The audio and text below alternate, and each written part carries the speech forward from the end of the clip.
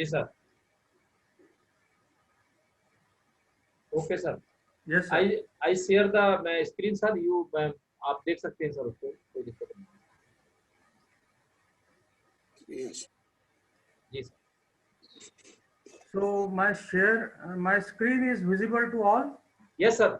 Yes. आज के meeting के अध्यक्ष धीमंत PR अंबेडकर सर, कन्वीनर धीमंत Nahar Singh sir, national team के सारे सहयोगियों और सामाजिक परिवर्तन हेतु उपस्थित सभी सहयोगियों साथियों, बुद्धिजीवी वर्ग, बुद्धिमत्ता युक्त समाज और उसकी उपयोगिता और आवश्यकता को परिभाषित करने की इस श्रृंखला का ये 7वां और अंतिम प्रस्तुतिकरण है। मैंने म्यूट किया है।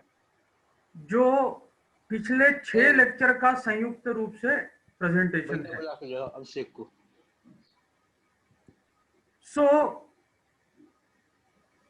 ये 6 लेक्चर की श्रृंखला का जो निचोड़ है, आज मैं सारे सहयोगियों के सामने प्रस्तुत करने जा रहा हूं।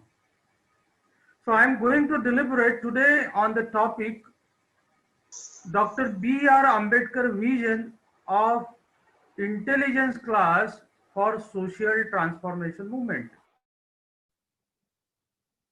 सर एक बार अपने को अनम्यूट कर लीजिए दोबारा सर, एक बार।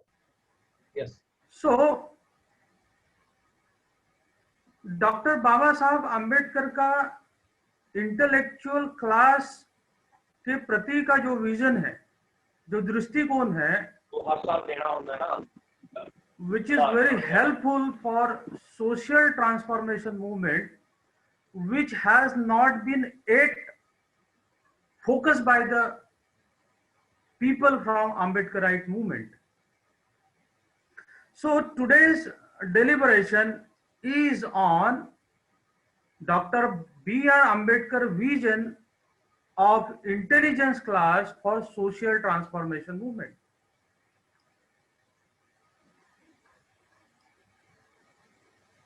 विषय वस्तु को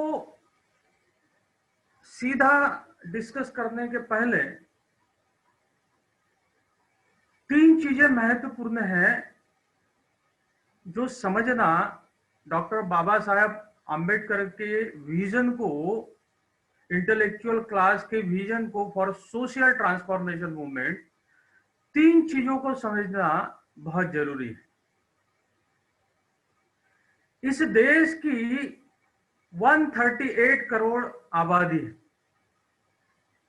और इस 138 करोड़ आबादी में 115 से लेकर 120 करोड़ जनता जो है बहुजन समाज की जनता या बहुजन समाज को रिप्रेजेंट करती है।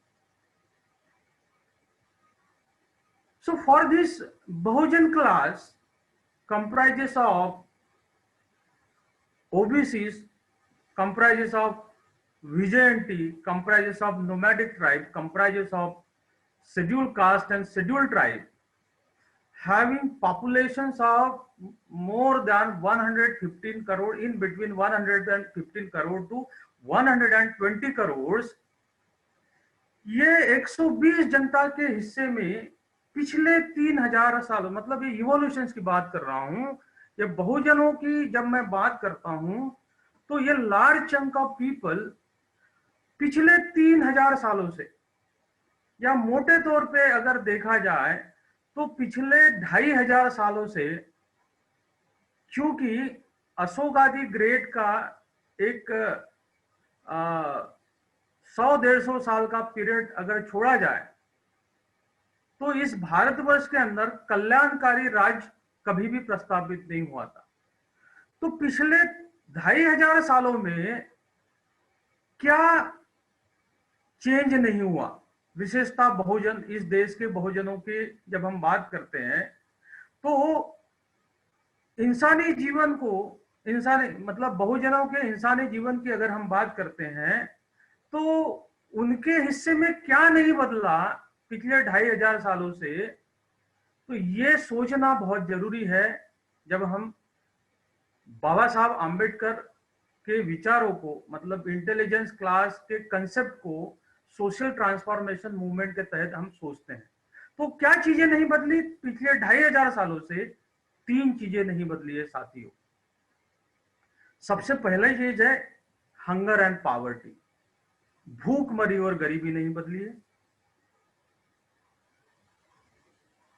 बीमारियां और स्वास्थ्य का प्रॉब्लम्स पिछले 2500 सालों में बहुजन समाज जो फेस कर रहा था वो अभी भी फेस कर रहा है। और तीसरी चीज जो नहीं बदली वो है conflict and war. Conflict and war, ये आंतरिक और बाह्य झगड़े जो है, बाह्य लड़ाइयां जो है, इंटरनल और external conflict between the people, that conflict poses due to the religions, due to the caste, due to the differences of opinion. So पिछले 2500 सालों में दिखेगा कि आजादी के 70 साल, 73 साल हुए। 73 सालों में बहुत लोग ये कहेंगे कि गरीबी और भूखमरी कम हुई है, स्वास्थ्य और बीमारियों की सुविधाएं हमें उपलब्ध हुई है, कॉन्फ्लिक्ट और वार नहीं है। लेकिन ये this is not real fact of the society when it comes to compare with the 115 to 120 crore population, Bahujan populations of this country। अलग तरीके की गुलामी आज जो है हम जो है अलग तरीके की गुलामी जो है एक्सपीरियंस कर रहे हैं, अनुभव कर रहे हैं साथियों। तो ये 3 चीजें जो है अभी भी नहीं बदले। ये तथ्यों के साथ मैं आपके सामने प्रस्तुत करना चाहूंगा कि मैं क्यों ये कहता हूं, why I always enforce that the problems of Bahujana has not been changed in terms of poverty and hunger, in terms of disease and health, in terms of conflict and war. This is because of certain current fact that you require to, you must have to think upon or ponder upon, that may clear the positions of ours, the people who are there in the karma of Ambedkarite movement. So अगर हम bye and large inequality की बात करते हैं, जब हम गरीबी, भूखमरी, स्वास्थ्य सेवा, बीमारियां, आंतरिक और बाह्य वार और कॉन्फ्लिक्ट जब हम डिस्कस करते हैं, तो इसकी जड़ जो है इनइक्वालिटी है। Inequality in terms of socio economic, cultural, political inequality. Oxfam का एक रिपोर्ट आया है, 2019 का ऑक्सफैम का रिपोर्ट आया है। इस ऑक्सफैम के रिपोर्ट के अनुसार साथियों, इस देश की 10% आबादी जो है, जो पिछले 2500 सालों से रूलिंग क्लास रहा है, इस देश का 10% पॉपुलेशन है। इस देश की 77% टोटल वेल्थ, राष्ट्रीय धन का कुल 77% हिस्सा जो है इस देश की 10% जनता कंट्रोल करती है। उसमें भी हम बारीकी से देखें, बारीकी से क्या देखें, उसमें हम बारीकी से ये देखें कि 77% पॉपुलेशन के, सॉरी 10% पॉपुलेशन में से 1% ऊंचा तबका जो है वो इस देश की 73% राष्ट्रीय धन को वो एंजॉय करता है, वो कंट्रोल करता है। इसका मतलब क्या है? इसका मतलब ये कि इस देश की 90% आबादी, जो मैंने कहा 115 से लेके 120 करोड़ की जनता है, वो 90% आबादी इस देश की कुल संपत्ति का सिर्फ 13% वेल्थ जो है कंट्रोल करती है। 10% 77% जो रूलिंग क्लास है, और ये पिछले 2500 सालों से चला रहा है दोस्तों। और 2020 में भी यही सिचुएशन है कि 10% लोग 77% कुल राष्ट्रीय धन का उपभोग लेते हैं, और 90% लोग 120 करोड़ जनता जो है उसके पास राष्ट्रीय धन का 13% जो है संपत्ति वो उनके कंट्रोल में, उसके हिस्से में आई है। और उसमें भी अचरज की बात यह है कि वो 10% के 1% लोग जो है उनके पास इस देश की करीबन 73%, 73% of total wealth of this country is controlled by 1% of population who were ruling population since last 2500 years. So इसलिए मैं कहता हूं, क्या गुलामगिरी हमारे समाज के अंदर, हमारे देश के अंदर हटी है? तो इसका सवाल है नहीं।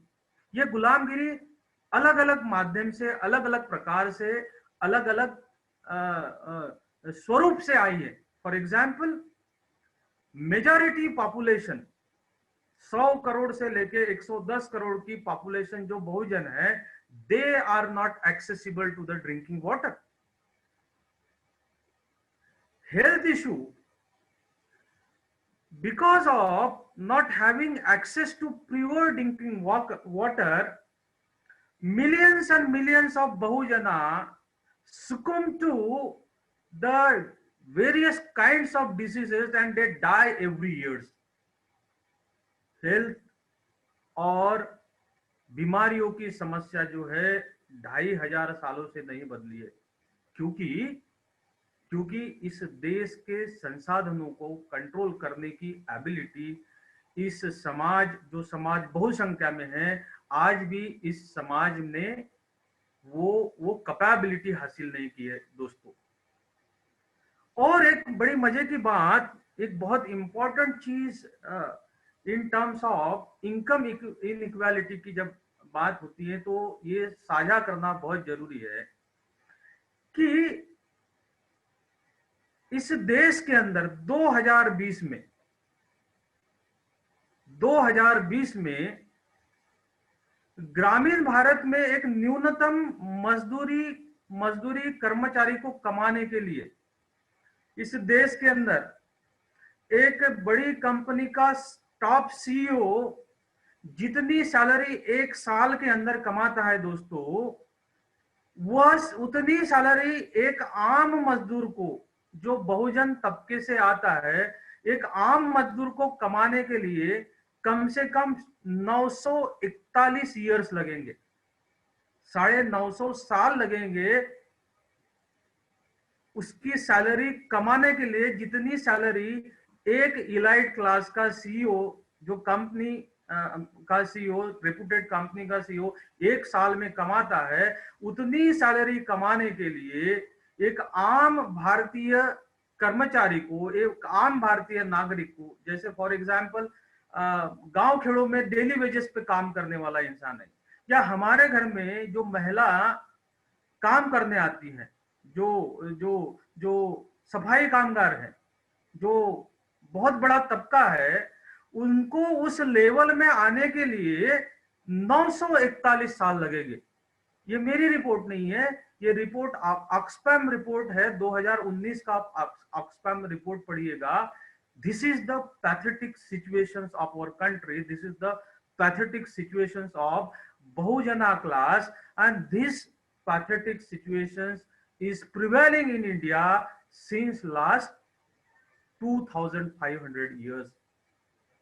और आज भी 2020 में भी अगर एक आम कर्मचारी को 941 साल लगेंगे एक सीईओ की बराबर जो उसकी एक साल की सैलरी है उतना कमाने के लिए, तो सोचिएगा टेक्नोलॉजी के इस युग में, जागतिकीकरण के इस युग में, जहां सारी दुनिया ग्लोबल विलेज है, इस युग में हम अभी भी 2500 साल पहले वाली सामाजिक व्यवस्था में जी रहे हैं साथियों। अगर हम हेल्थ की बात करते हैं, मतलब 3 जो प्रॉब्लम्स, भूखमरी, गरीबी, हेल्थ, दैट मीन स्वास्थ्य और बीमारियां, और तीसरी चीज जो है कॉन्फ्लिक्ट एंड वॉर, ये मैं डिस्कस कर रहा हूं जो पिछले 2500 सालों से नहीं बदली है। और वो डिस्कस करने के लिए आज के परिप्रेक्ष्य में ये स्टैटिक्स महत्वपूर्ण है। इसमें आप देखिएगा कि साथियों, हेल्थ की जब हम बात करते हैं तो भारतीय राज्यों में शिशु मृत्यु दर जो है, भारत में शिशु मृत्यु दर जो है, ये उप सब सहारन कंट्री जो लीस्ट डेवलप्ड कंट्री है उसकी तुलना में अधिक है। और ये शिशु मृत्यु दर जो है ये बहुजनों में सबसे ज्यादा है, क्योंकि उनके पास जो है हेल्थ संसाधन को कंट्रोल करने की एबिलिटी नहीं है। आप देखिएगा कि 2018 का एक स्टैटिस्टिक्स मुझे मिला है, इसमें शिशु मृत्यु दर 30 मौतें होती है हर 1000 जो बर्थ लेता है हर साल। बहुजन क्लास में जो इंसान जन्म लेता है हर साल, तो प्रति 1000 व्यक्तियों में 30 व्यक्ति की मौत होती है बहुजनों की, जो 10% लोगों के हिस्से में पिछले 2500 सालों से नहीं आ रही। हर साल प्रति 1000 बर्थ के पीछे 30 बहुजनों की मौत होती है because of not having good immunity, good health facilities. Birth के वक्त बहुजनों की 17% जो है महिलाएं, सारे दुनिया का 120 करोड़ जनता की जब मैं बात करता हूं, और बर्थ देने वाली इस कौम से बर्थ देने वाली, हर साल बर्थ देने वाली जो महिला है, ऐसी 100 में से 17 महिलाएं जो है मृत्यु हो जाती है। 5 साल की कम उम्र के 21 बच्चे जो है हर साल 100 में से 21 बच्चे मरते हैं। अब ये 120 करोड़ के साथ आप कंपेयर इसको करते हो तो ये आंकड़ा जो है, ये नंबर्स जो है, it's horrendous number of people, the horrendous number of mothers, large quantity of childs, they die because of not having access to the good medical and hospital facilities. अब हम एजुकेशन की भी बात करते हैं कि क्या पिछले 2500 सालों से एजुकेशन की समस्या में कुछ इजाफा हुआ है, या एजुकेशन में आजादी के 73 साल के बाद भी क्या बहुजन समाज का यूथ जो है एजुकेशन की उसकी समस्या दुरुस्त हुई है? तो इसका आंसर भी, इसका जवाब भी नहीं आता है। क्यों नहीं आता है साथियों? कि देखिएगा हर साल हायर एजुकेशन, मैं प्राइमरी और सेकेंडरी, हायर सेकेंडरी की बात नहीं कर रहा हूं, मैं हायर एजुकेशन की बात कर रहा हूं। So total enrolment in higher education, it has been estimated by Ministry of Education, Ministry of HRD, previous formal Ministry of HRD, उन्होंने एस्टिमेट किया है कि इस देश के अंदर हायर एजुकेशन में 2019 में 3,73,99,388 लोगों ने एनरोल हुए थे in graduation and post graduation, जिसमें science, art, commerce, engineering, medical, so and so forth, और इंक्लूडिंग पोस्ट ग्रेजुएशन। तो करीबन 3,74,000 करोड़ विद्यार्थी जो है टोटल 2019 में एडमिट हुए थे हायर एजुकेशन को। इसमें भी आप प्रतिशत देखिएगा, सो करीबन 55% populations of बहुजना is enrolled, मतलब 50% से कुछ थोड़ा सा ज्यादा लोग जो है हायर एजुकेशन में बहुजन समाज के लोग आए हैं। और इलाइट क्लास जो रूलिंग क्लास है पिछले 2500 सालों से, वो 100% they are into higher education. अगर प्रतिशत की बात करते हैं तो 3,74,00,000 में शेड्यूल्ड ट्राइब का सिर्फ और सिर्फ 5.5%, मतलब not more than 2 lakh people out of 3,74,00,000 people, student enroll in higher education. Backward community और माइनॉरिटी कम्युनिटी लाइक मुस्लिम, उनके सिर्फ 2.3% बच्चे जो है हायर एजुकेशन में। 100 में से 3 बच्चे, 100 में से 2.5 बच्चा जो है मुस्लिम माइनॉरिटी कम्युनिटी से आया है। Backward other OBC, other backward class की बात करते हैं जिसमें विजेएनटी, एनटीडीटी ये कम्युनिटी भी आती है, उसका 100 में से सिर्फ 36 लोग जो है, 36 यूथ जो है हायर एजुकेशन में आ रहा है। अब मुझे बताइए कि कॉन्स्टिट्यूशनल राइट्स हमें 1950 से मिले। 1950 से एजुकेशन जो है पहले 74 तक सेंट्रल लिस्ट का पार्ट रहा, 74 के बाद वो कॉन्करेंट लिस्ट का पार्ट रहा। ये कॉन्करेंट लिस्ट और सेंट्रल लिस्ट में इंक्लूड करने के बाद भी साथियों, सहयोगियों, एजुकेशन में सिर्फ और सिर्फ आजादी के 73 साल के बाद भी और 2500 साल के बाद भी हम लोग जो है हमारे 50% यूथ को हायर एजुकेशन में लाने में कामयाब नहीं हुए। This is pathetic situations of our country. अब सवाल ये पैदा होता है कि कॉन्स्टिट्यूशनल राइट्स हमें मिले हैं, आजादी के बाद 73 इयर्स का इंडिपेंडेंस जो है, फ्रीडम जो है, आजादी जो है हमने एंजॉय की है। स्टिल आज भी हम 2500 साल के पहले की ही स्थिति में है। वो स्वरूप बदल गया है लेकिन स्थिति वही है। ये स्थिति क्यों है, ये सबसे बड़ा सवाल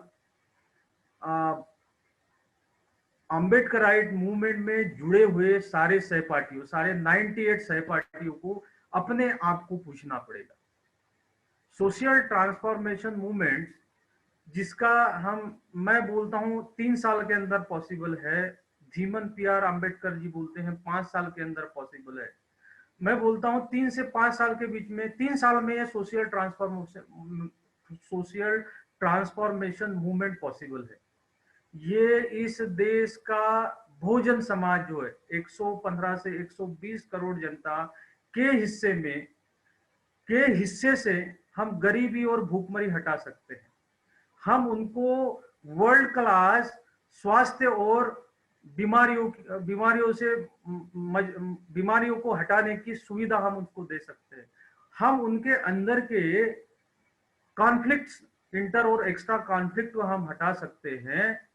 ये हटाने के लिए मार्ग क्या है, तो आज साथियों 98 लोग जुड़े हैं। इस 98 लोगों की ये रिस्पॉन्सिबिलिटी है कि ये 3 चीजों के ऊपर जो बाबा साहब ने क्या कहा, एजुकेट, ऑर्गेनाइज एंड एजिटेट। बाबा साहब ने एजुकेट, ऑर्गेनाइज, एजिटेट ये इसीलिए कहा कि बहुजनों की गरीबी और भूखमरी को दूर करना था, उनकी स्वास्थ्य और उनकी बीमारियों की प्रॉब्लम्स को नष्ट करना था। इस देश के अंदर बहुजनों के बीच में जो इंटर कॉन्फ्लिक्ट समस्या है, इंटर और एक्स्ट्रा कॉन्फ्लिक्ट है, जो रिलीजन्स के माध्यम से आता है, जो प्रथाओं के माध्यम से आता है, जो ट्रेडिशंस के माध्यम से आता है, उसको दूर करने की बात बाबा साहब ने की थी। साथियों, ये चीजें पाने के लिए हमें सोचना पड़ेगा कि इसका रूट काज क्या है। हम 2500 सालों से वही सेम सिचुएशंस में क्यों है? So what is the root cause of pathetic situation of India और बहुजना? So साथियों,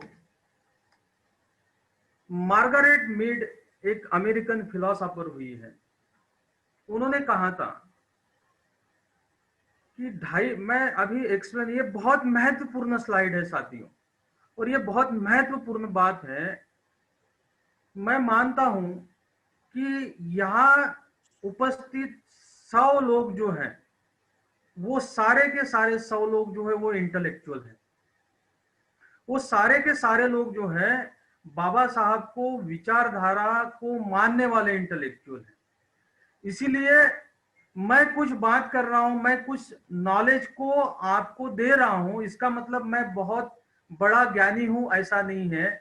वी आर एट द पार, हम लोग जो है एक ही प्लेटफॉर्म पे खड़े हैं साथियों। ये बात आप याद रखिएगा, ये बात आप अपने जहन में रखिएगा।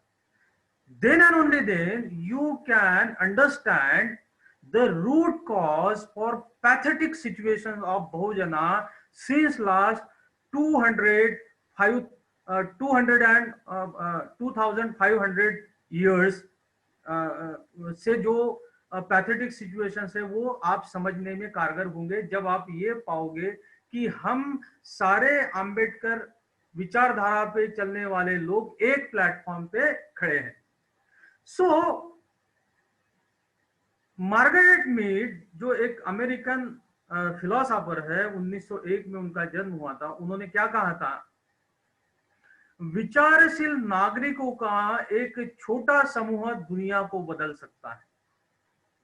विचारशील नागरिकों का एक छोटा समूह दुनिया को बदल सकता है। Never doubt that a small group of thoughtful citizen can change the world, and indeed it is the only thing that ever has. इस दुनिया के अंदर अगर कोई तथ्य है, कोई रियलिटी है, तो ये रियलिटी ये है कि विचारशील नागरिकों का एक छोटा सा समूह दुनिया को बदल सकता है, दुनिया को कल्याणकारी राज में परिवर्तित कर सकता है। सो साथियों, पिछले 2500 सालों से बहुजन समाज की ये स्थिति जो कि त्यों क्यों बनी हुई है, मैं बार बार रिपीट करता हूं क्योंकि ये चीजें जो है आपको समाज के अंदर लेके जानी है। 3 साल का जो हम लोग सपना देखे हैं वो पॉसिबल है कि 3 साल के अंदर सोशल ट्रांसफॉर्मेशन मूवमेंट हो सकती है। इस देश के अंदर कल्याणकारी राज्य की स्थापना की जा सकती है। लेकिन बाबा साहब के विचारों को हमने पढ़ा है, बाबा साहब के विचारों को, बाबा साहब के विजन को हमने पढ़ा नहीं है। बाबा साहब के विजन को हम जानने में कहीं ना कहीं कम गिरे। हम कम नहीं, मतलब हम समझने में कामयाब नहीं हुए ऐसा नहीं कहूंगा, हम उनको समझने में कम गिरे हैं साथियों। साथियों, कल्याणकारी राज्य को इस देश के 120 करोड़ जनता के हिस्से में खुशहाली लाने के लिए बाबा साहब ने एक मार्ग दिया है। बाबा साहब क्या कहते हैं कि it is possible through creation, कल्याणकारी राज्य की स्थापना करना पॉसिबल है। ये पॉसिबल कब होगा? ये पॉसिबल होगा जब हम इंटेलिजेंस क्लास या सोसाइटी सामाजिक सहकार्य की प्रक्रिया के माध्यम से हम एस्टैब्लिश करें। ये 3 प्रॉब्लम को निजात पाने के लिए सबसे बड़ा कार्य क्या है? इंटेलिजेंस क्लास को, इंटेलिजेंस सोसाइटी का निर्माण करना, बुद्धिमत्ता युक्त सोसाइटी का निर्माण करना। ये बुद्धिमत्ता युक्त सोसाइटी का निर्माण कौन कर सकते हैं? यह बुद्धिमत्ता युक्त सोसाइटी या समाज का निर्माण जो है बुद्धिजीवी वर्ग कर सकता है। ये बुद्धिजीवी वर्ग जो है ये परिपूर्ण होता है तीन चीजों से। एक प्रज्ञा होती है, दूसरा होता है दूरदर्शिता, दैट इज फोरसाइट, और तीसरी चीज होती है दूरदेशी दृष्टि, that means forward looking vision. So विचारशील नागरिकों का एक छोटा सा समूह दुनिया को क्यों बदल सकता है, ये बात आप अपने दिमाग के अंदर ठूस ठूस के भरना बहुत जरूरी है कि विचारशील नागरिकों का निर्माण हमें करना है, इंटेलेक्चुअल क्लास का निर्माण हमें, बुद्धिजीवी हम लोग। अगर हम प्रोजेनी की बात करते हैं तो बहुजन समाज का हर एक इंसान सुपेरियर है इन टर्म्स ऑफ लिनिएज। जो वंशावळ चली आ रही है वो वंशावळ की अगर हम स्टडी करते हैं, उसके बारे में मैं अभी बात नहीं करूंगा, लेकिन वो बाय बर्थ सक्षम है। अब बाय बर्थ सक्षम होने के बावजूद भी उसको सिर्फ 10% लोग जो है पिछले 2500 सालों से उनको वो कंट्रोल कर रहे हैं। वो कंट्रोल इसलिए कर रहे हैं कि ये इंटेलेक्चुअल जो है बहुजन समाज का ये बिखरा पड़ा हुआ है। So intellectual class is that class who have diverse wisdom and foresight, who have forward looking vision for the purpose of awakening the society। मतलब वेलफेयर स्टेट, कल्याणकारी राज्य और एनलाइटन सोसाइटी, प्रबुद्ध समाज का अगर निर्माण करना है, और यह निर्माण करने का रूट जो है 5 जो है साथियों, ये बुद्धिमत्ता युक्त समाज निर्माण करने से जाता है। ये बुद्धिमत्ता युक्त समाज जो है बुद्धिजीवी वर्ग को निर्माण करने से जाता है। So intellectual when they cooperate together, सामाजिक कोऑपरेशन की सामाजिक प्रक्रिया, सहयोगी जीवन की सामाजिक प्रक्रिया के माध्यम से सारे इंटेलेक्चुअल, बहुजन समाज के सारे इंटेलेक्चुअल जो है अगर साथ में आते हैं तो बुद्धिजीवी वर्ग बनता है। बुद्धिजीवी वर्ग बनने के बाद विजडम, फोरसाइट और फॉरवर्ड लुकिंग मतलब दूरदेशी दृष्टि की ये 3 स्किल की निर्माण करते हुए हम बुद्धिमत्ता युक्त समाज निर्माण कर सकते हैं। There is basic difference between intellectual class and intelligence class. बुद्धिजीवी वर्ग और बुद्धिमत्ता युक्त समाज, इसमें फर्क है साथियों। बुद्धिजीवी वर्ग जो है वह इंटेलेक्चुअल क्वोशंट से भरा पड़ा होता है, लेकिन बुद्धिमत्ता युक्त समाज जो है, ये बुद्धिमत्ता युक्त समाज जो है जिसमें इमोशनल क्वोशंट और इंटेलिजेंस क्वोशंट, ये दोनों भी क्वोशंट होते हैं, और जो लॉन्ग टर्म विजन को पाने के लिए कारगर होते हैं।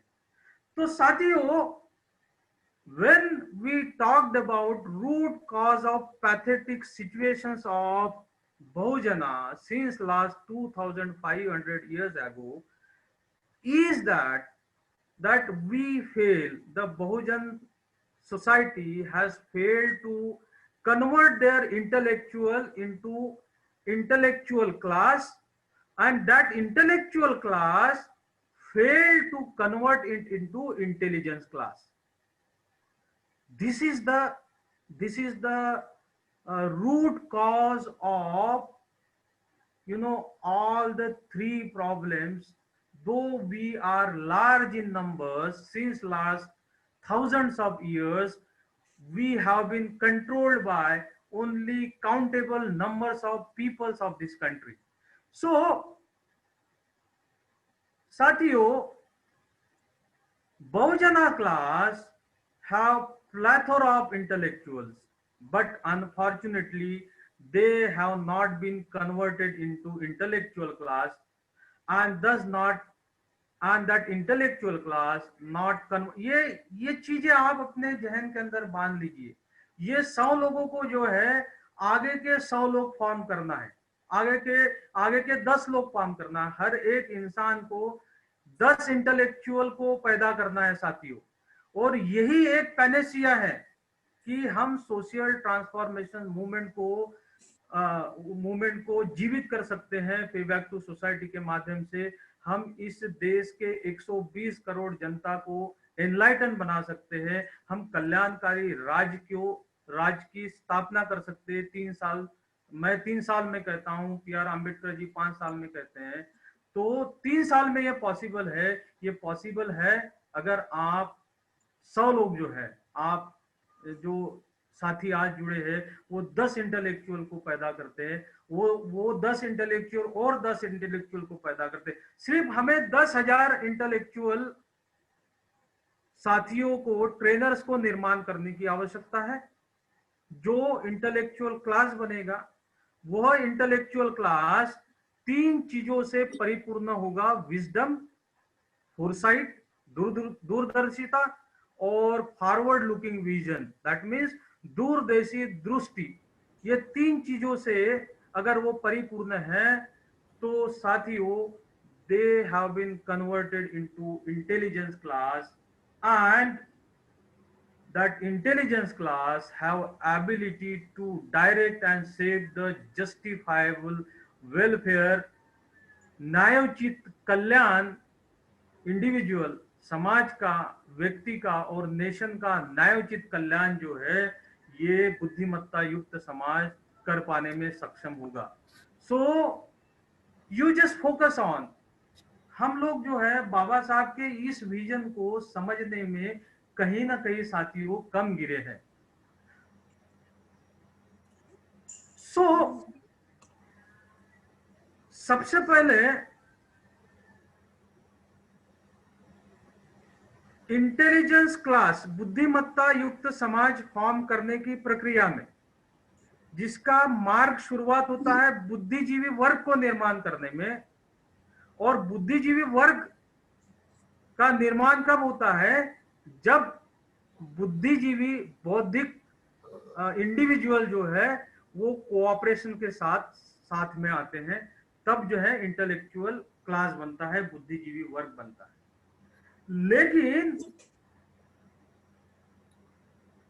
मतलब दुख की बात यह है कि बाबा साहब ने दी हुई इंटेलेक्चुअल क्लास की डेफिनेशंस को ही हम लोग भूल गए। हमेशा मेरे जहन में या बहुत सारे लोगों के जहन में ये बात आती है कि आम्बेडकरी समाज बिखरा क्यों है।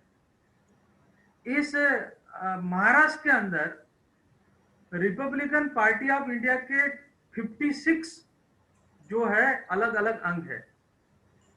बहुजन समाज बीएसपी और बामसेप के 23 अलग अलग अंग हैं। ये बिखरा क्यों है? ये सबसे सवाल, ये सबके सारे बुद्धिजीवी लोगों को, सारे आम्बेडकराइट मूवमेंट को फॉलो करने वाले लोगों के जहन में आता है। ये बिखरा क्यों है? ये बिखरा क्यों है, इस सवाल का जवाब जो है एनिलेशन ऑफ कास्ट में बाबा साहब ने दिया है by defining who is intellectual class. So बुद्धिमत्ता युक्त समाज निर्माण करने की दिशा में सबसे पहली बात जो है समझना ये जरूरी है कि बुद्धिजीवी वर्ग कौन सा है, बुद्धिजीवी वर्ग क्या है। और ये बुद्धिजीवी वर्ग की डेफिनेशन बाबा साहब ने 1936 में ही एनिलेशन ऑफ कास्ट में की थी। बाबा साहब क्या कहते हैं? Who is a intellectual class? Intellectual class is a class who is honest. Intellectual class is a class who is honest. Independent. Intellectual class is a class who is honest. जो बुद्धिजीवी वर्ग ईमानदार है, जो बुद्धिजीवी वर्ग आत्मनिर्भर है। आत्मनिर्भर मतलब इस देश के हुक्मरानों ने दिया हुआ आत्मनिर्भर का नारा नहीं है साथियों, समझिए। बाबा साहब आत्मनिर्भर की जो बात करते हैं वो बुद्धिजीवी वर्ग की बात करते हैं, वो इंडिपेंडेंस की बात करते हैं। क्या इस देश का, इस समाज का, बहुजन वर्ग का जो इंटेलेक्चुअल क्लास है, क्या ईमानदार है? अगर वो ईमानदार होता तो बाबा साहब के आरपीआई के पक्ष को 56 धड़ों में नहीं बांटता। कांशीराम जी ने खून पसीने से सींचा हुआ बहुजन समाज बीएसपी बामसेप जो है वो 23 धड़ों में नहीं बटा होता। सो इंटेलेक्चुअल क्लास, बुद्धिजीवी वर्ग जो है वह वर्ग है जो ऑनेस्ट है, जो ईमानदार है, जो आत्मनिर्भर है।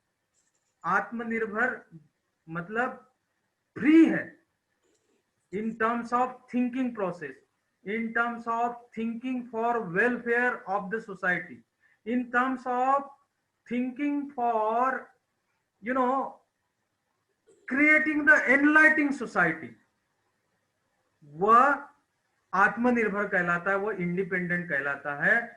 और तीसरे सबसे महत्वपूर्ण बात है जो बाबा साहब ने इंटेलेक्चुअल क्लास के बारे में कही थी, इंटेलेक्चुअल क्लास वह क्लास होता है जो डिसइंटरेस्टेड होता है, निस्वार्थ होता है।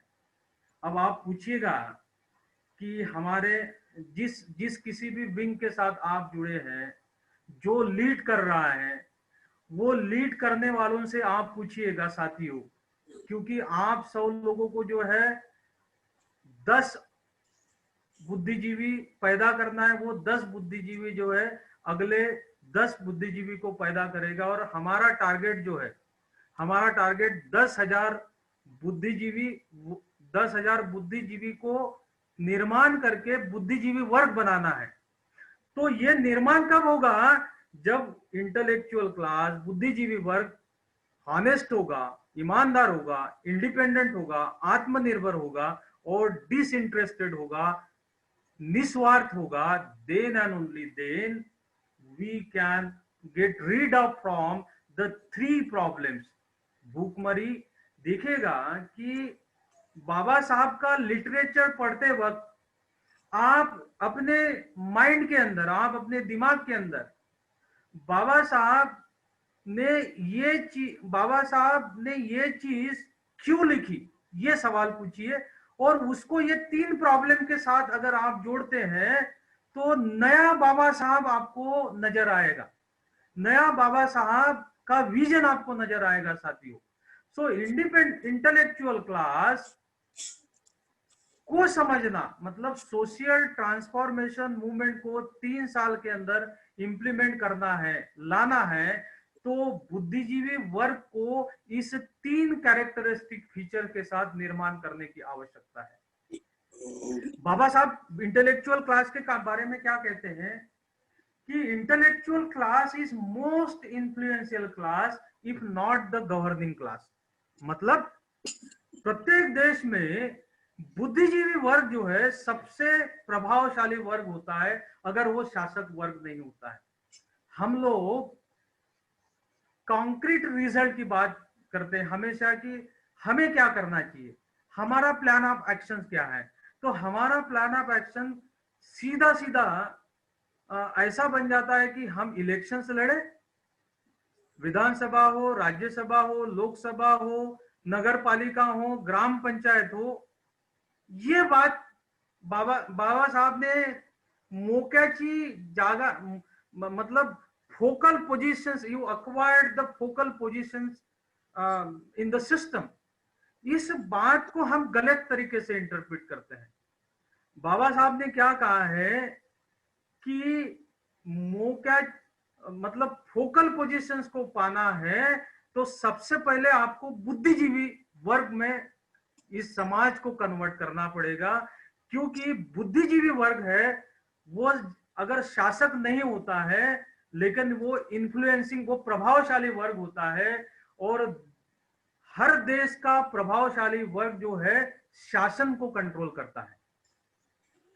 पिछले 2500 सालों से गिने चुने लोग जो है वह जो है शासक वर्ग है। वो शासक वर्ग जो है, वो शासक वर्ग के कुछ जो इंटेलेक्चुअल जो है, वो कुछ इंटेलेक्चुअल कभी भी पॉलिटिक्स में आए हुए नहीं है, ये आप समझिएगा। They are not the part and parcel of the politics. They are the influencing class who control the governing class. So बुद्धिजीवी वर्ग बनाना है मतलब हमें इन्फ्लुएंशियल क्लास बनाना है। एंड वंस वी 120 करोड़ जनता के ये 10,000 लोग जो है, अगर ये 10,000 लोग 10,000 ट्रेनर जो है ये कामयाब हुए इंटेलेक्चुअल क्लास या इन्फ्लुएंशियल क्लास बनाने में, तो साथियों हम लोग ऑटोमेटिकली मतलब सीढ़ी या शासक वर्ग बनने की खुल जाती है। तो फोकल पोजीशंस को अक्वायर्ड करो, उसके पहले बाबा साहब ने क्या कहा कि you just become intellectual class which is the influential class, you just become the influential class. Influential class जो है किसी भी देश के, किसी भी इंटेलेक्चुअल क्लास किसी भी देश का is the class which can foresee it, it is the class which can advise and give lead to the community। किसी भी देश के लोगों का मतलब बौद्धिक वर्ग जो है वो बुद्धिमान विचार दे सकता है, वो एडवाइस दे सकता है और वो लीड भी कर सकता है साथियों। तो देर इज नो एग्जैगरेशन। बाबा साहब क्या कहते हैं, एनिलेशन ऑफ कास्ट में कहते हैं there is no exaggeration in saying that entire destiny of country depends on the intellectual class. Baba Saheb ये कहते हैं कि ये कहने में कोई अतिशयोक्ति नहीं होगी कि किसी देश की संपूर्ण नियति उसके बौद्धिक वर्ग पर निर्भर करती है। हम बौद्धिक क्लास को निर्माण करने की प्रक्रिया में 73 साल के बाद भी नहीं आए हैं। ये हमारी दयनीय अवस्था का, पैथेटिक सिचुएशंस का कारण है।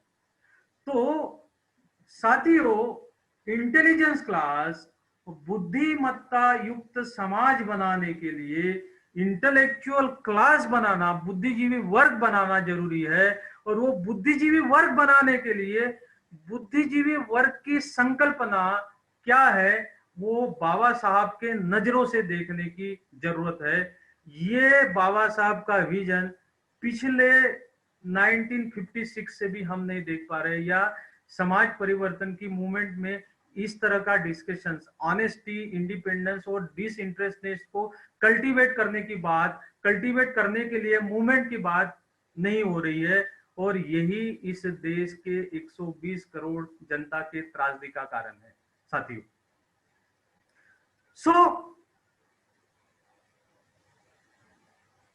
बुद्धिजीवी वर्ग बाबा साहब के नजरों से देखना ये पहली प्रक्रिया है in the process of formation of intelligence class.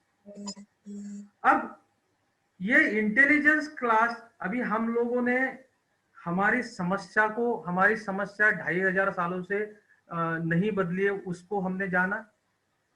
हमने ये जाना कि वह समस्या आज के परिप्रेक्ष्य में 2020 में किस रूप से अभी भी नए फॉर्म में, किस रूप से अभी भी बहुजन समाज के हिस्से में कैसे आई है, ये 2020 के स्टेटिक्स को मद्देनजर रखते हुए हमने जाना।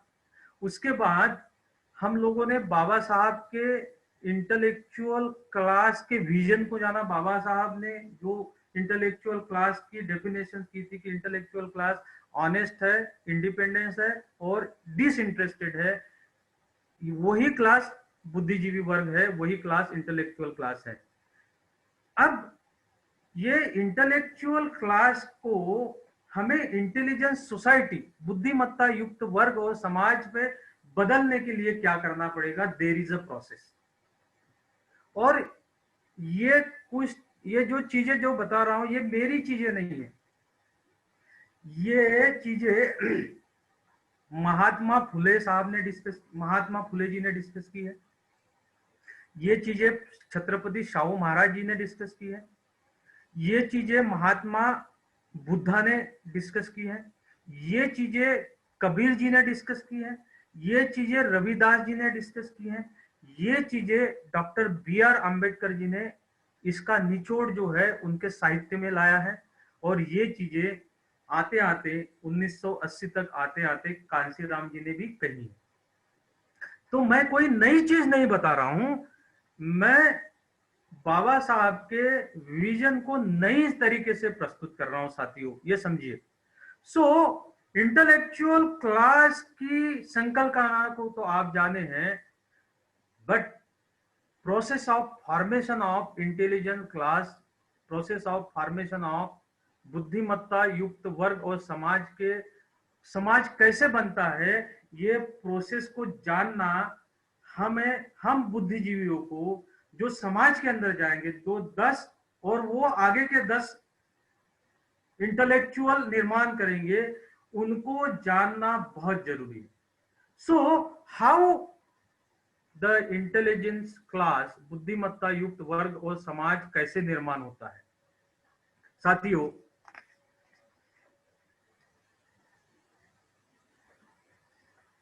इंटेलिजेंस क्लास जो है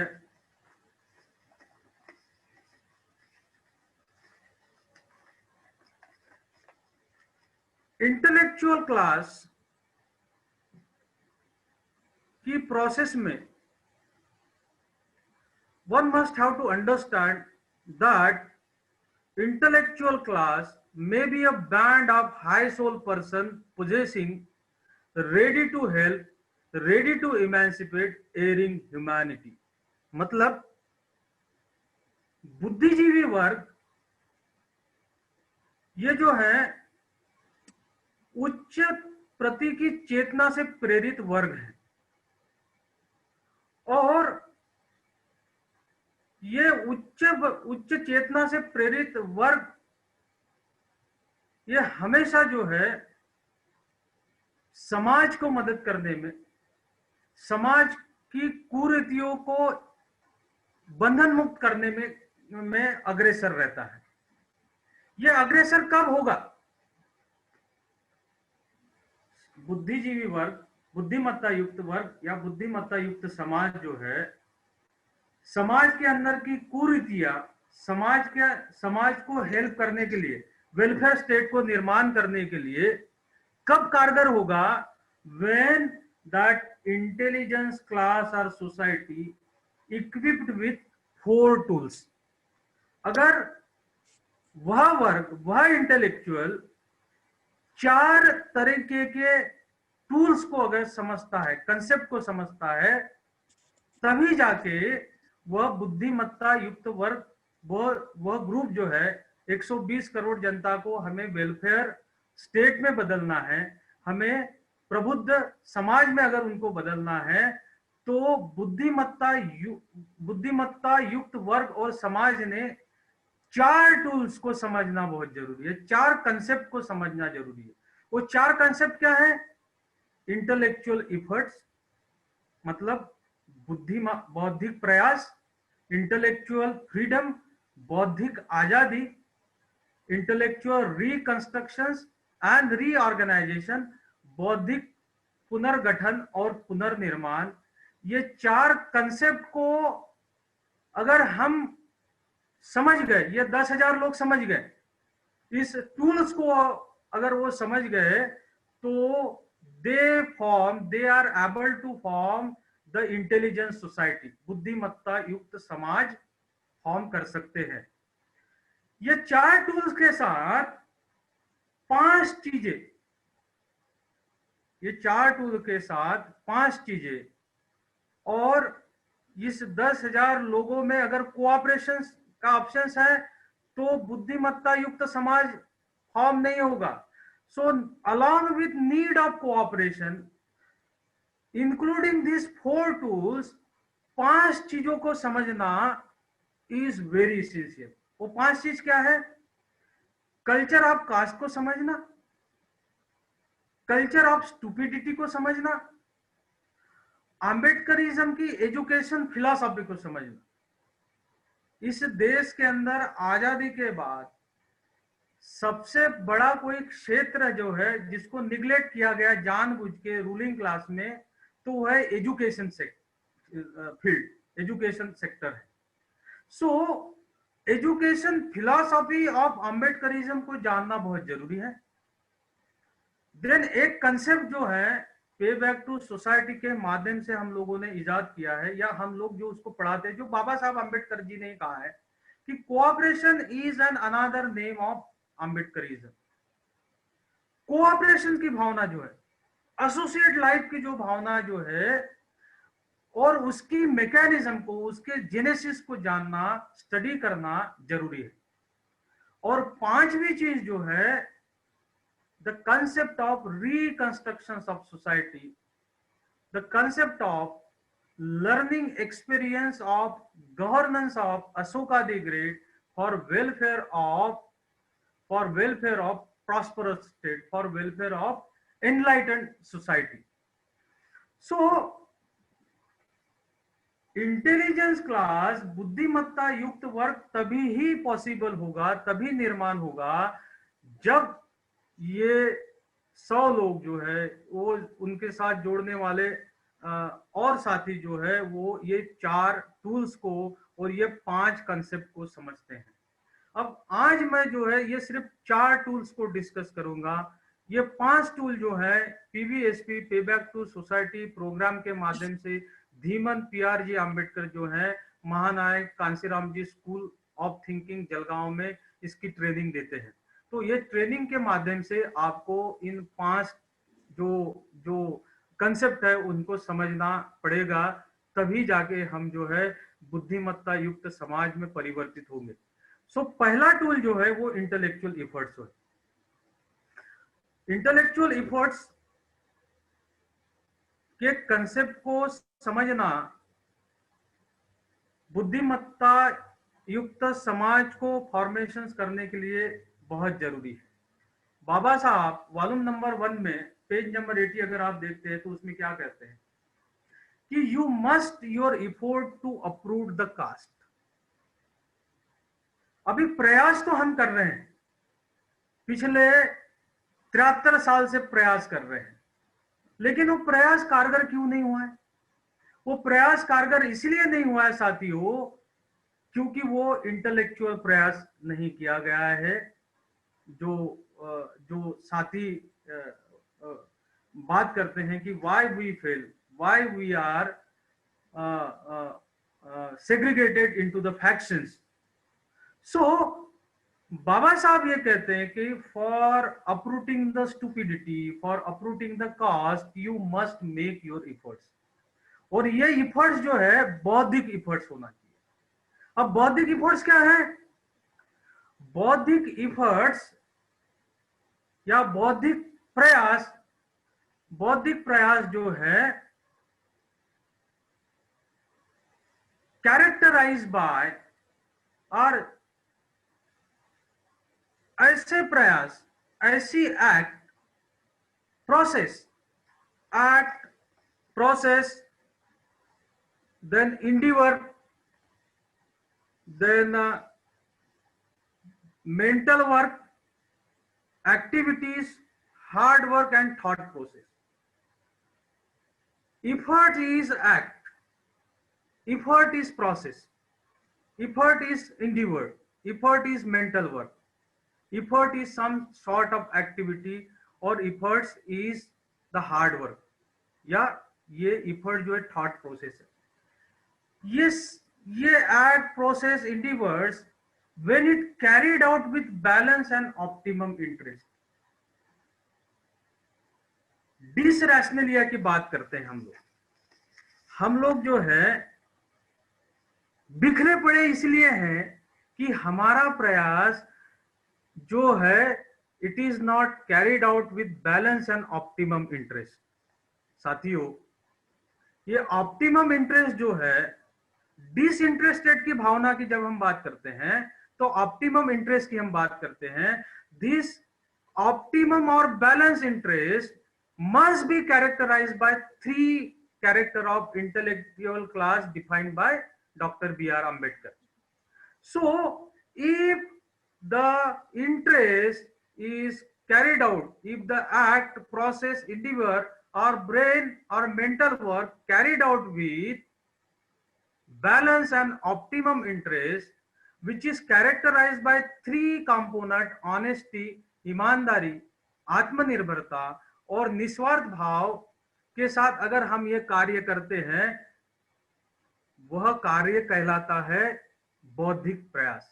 आप अपने आप से पूछिएगा या जो भी लोग जो भी लीड करते हैं उनसे पूछिएगा कि कितने हद तक आप लोगों ने ऑप्टिमाइज इंटरेस्ट के साथ जो है काम किया है, ऑप्टिमाइज इंटरेस्ट के साथ इस समाज को चेतना देने का प्रयास किया है. साथियों, वंस यू मतलब बौद्धिक प्रयास निर्माण करने की चेष्टा जब निर्माण हो जाएगा, सो इस समाज के अंदर you'll get freedom from hunger, welfare state या हार्मोनी या social transformation for individual and society.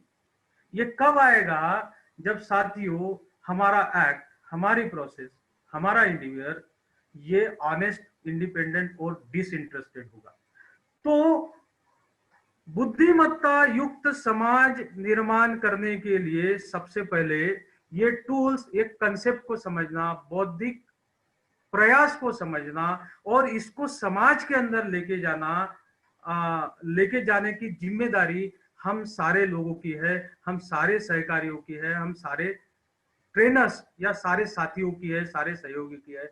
दोस्तों, इसीलिए इंटेलेक्चुअल प्रयास जो है समझना और इसको समाज के अंदर परकुलेट करना जरूरी है. दूसरा टूल्स जो है, ये टूल्स है इंटेलेक्चुअल फ्रीडम. साथियों,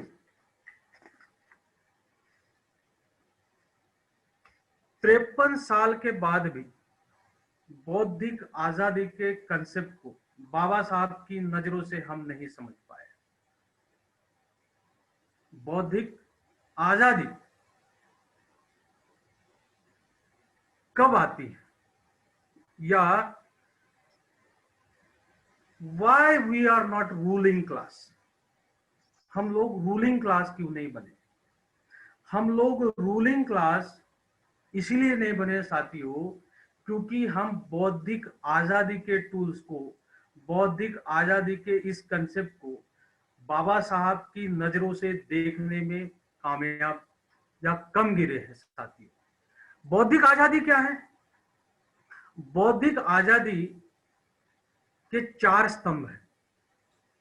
बौद्धिक आजादी के 4 स्तंभ है. ये 4 स्तंभ क्या है? जानकारी प्राप्त करने और वितरित करने की स्वतंत्रता. अभी मैं गुलामी की बात करता हूं हमेशा कि हम अभी भी गुलाम हैं. We are slave today itself. अब इसको आप बौद्धिक आजादी से जोड़िएगा कि क्या हमें जानकारी प्राप्त करने और वितरित करने की स्वतंत्रता है? 26 टोटल टेलीविजन चैनल्स हैं. 26 टोटल टेलीविजन चैनल्स में 2 टेलीविजन चैनल्स जो है रैशनल बात करते हैं, बैलेंस बात करते हैं साथियों, और 24 चैनल जो है वह इरेशनल है. They are irrational. Why they are irrational? Because they are not talking about the welfare of Bahujan. So intellectual freedom, बौद्धिक आजादी का मतलब है जानकारी प्राप्त करना और वितरित करने की स्वतंत्रता है. क्या हमें इस बहुजन समाज को 120 करोड़ जनता को है तो इसका उत्तर आएगा नहीं। दूसरी एस्पेक्ट, दूसरी चीज जो बौद्धिक आजादी के साथ जुड़ी है वह है freedom for open mindness and unfearing debate. खुले विचारों वाली और भयमुक्त बहस के लिए स्वतंत्रता। क्या हमें खुले विचारों वाली और भयमुक्त बहस के लिए स्वतंत्रता है? तो पिछले 2 सालों से देखिएगा, इस देश के इंटेलेक्चुअल को, चुने चुने इंटेलेक्चुअल्स को तकलीफ दी गई है। Some are in the jail, some are behind the bar. So खुले विचारों वाली और भयमुक्त बहस की आजादी जब तक हमें प्राप्त नहीं होगी, तब तक साथियों हम जो है इस देश के बहुजनों को इमेंसिपेट नहीं कर सकते। इस देश के बहुजन 120 करोड़ जनता को एनलाइटन, प्रबुद्ध नहीं बना सकते हैं। So intellectual freedom is a freedom to obtain and distribute the information. जानकारी प्राप्त करने और वितरित करने की स्वतंत्रता, खुले विचारों और भयमुक्त बहस के लिए, भयमुक्त बहस की स्वतंत्रता, अधिकारिता और पूर्वाग्रह से दबाव से मुक्ति, freedom from pressure by officialdom and prejudice, अधिकारिता और पूर्वाग्रह से दबाव से मुक्ति पाने की स्वतंत्रता। ये क्या, ये सवाल जब ये 3 चीजें हम अपने आप से पूछते हैं तो क्या ये 3 चीजें बहुजनों के लिए अवेलेबल है? नहीं है साथियों। साथियों, चौथी चीज जो है इंटेलेक्चुअल आजादी का मतलब है जाति की जड़ता से मुक्ति, freedom from inertia of caste and जाति की जड़ता से मुक्ति मतलब स्टूपिडिटी से मुक्ति। स्टूपिडिटी से मुक्ति कब होगी? जब हम ऑनेस्ट होंगे, जब हम डिसइंटरेस्टेड होंगे साथियों। सो अगर बुद्धिमत्ता युक्त समाज बनाना है, इस देश के अंदर कल्याणकारी राज्य को लाना है, तो साथियों इंटेलेक्चुअल फ्रीडम, बौद्धिक आजादी की संकल्पना को देश के अंदर, समाज के अंदर परकोलेट करने की आवश्यकता है। Once you obtain freedom from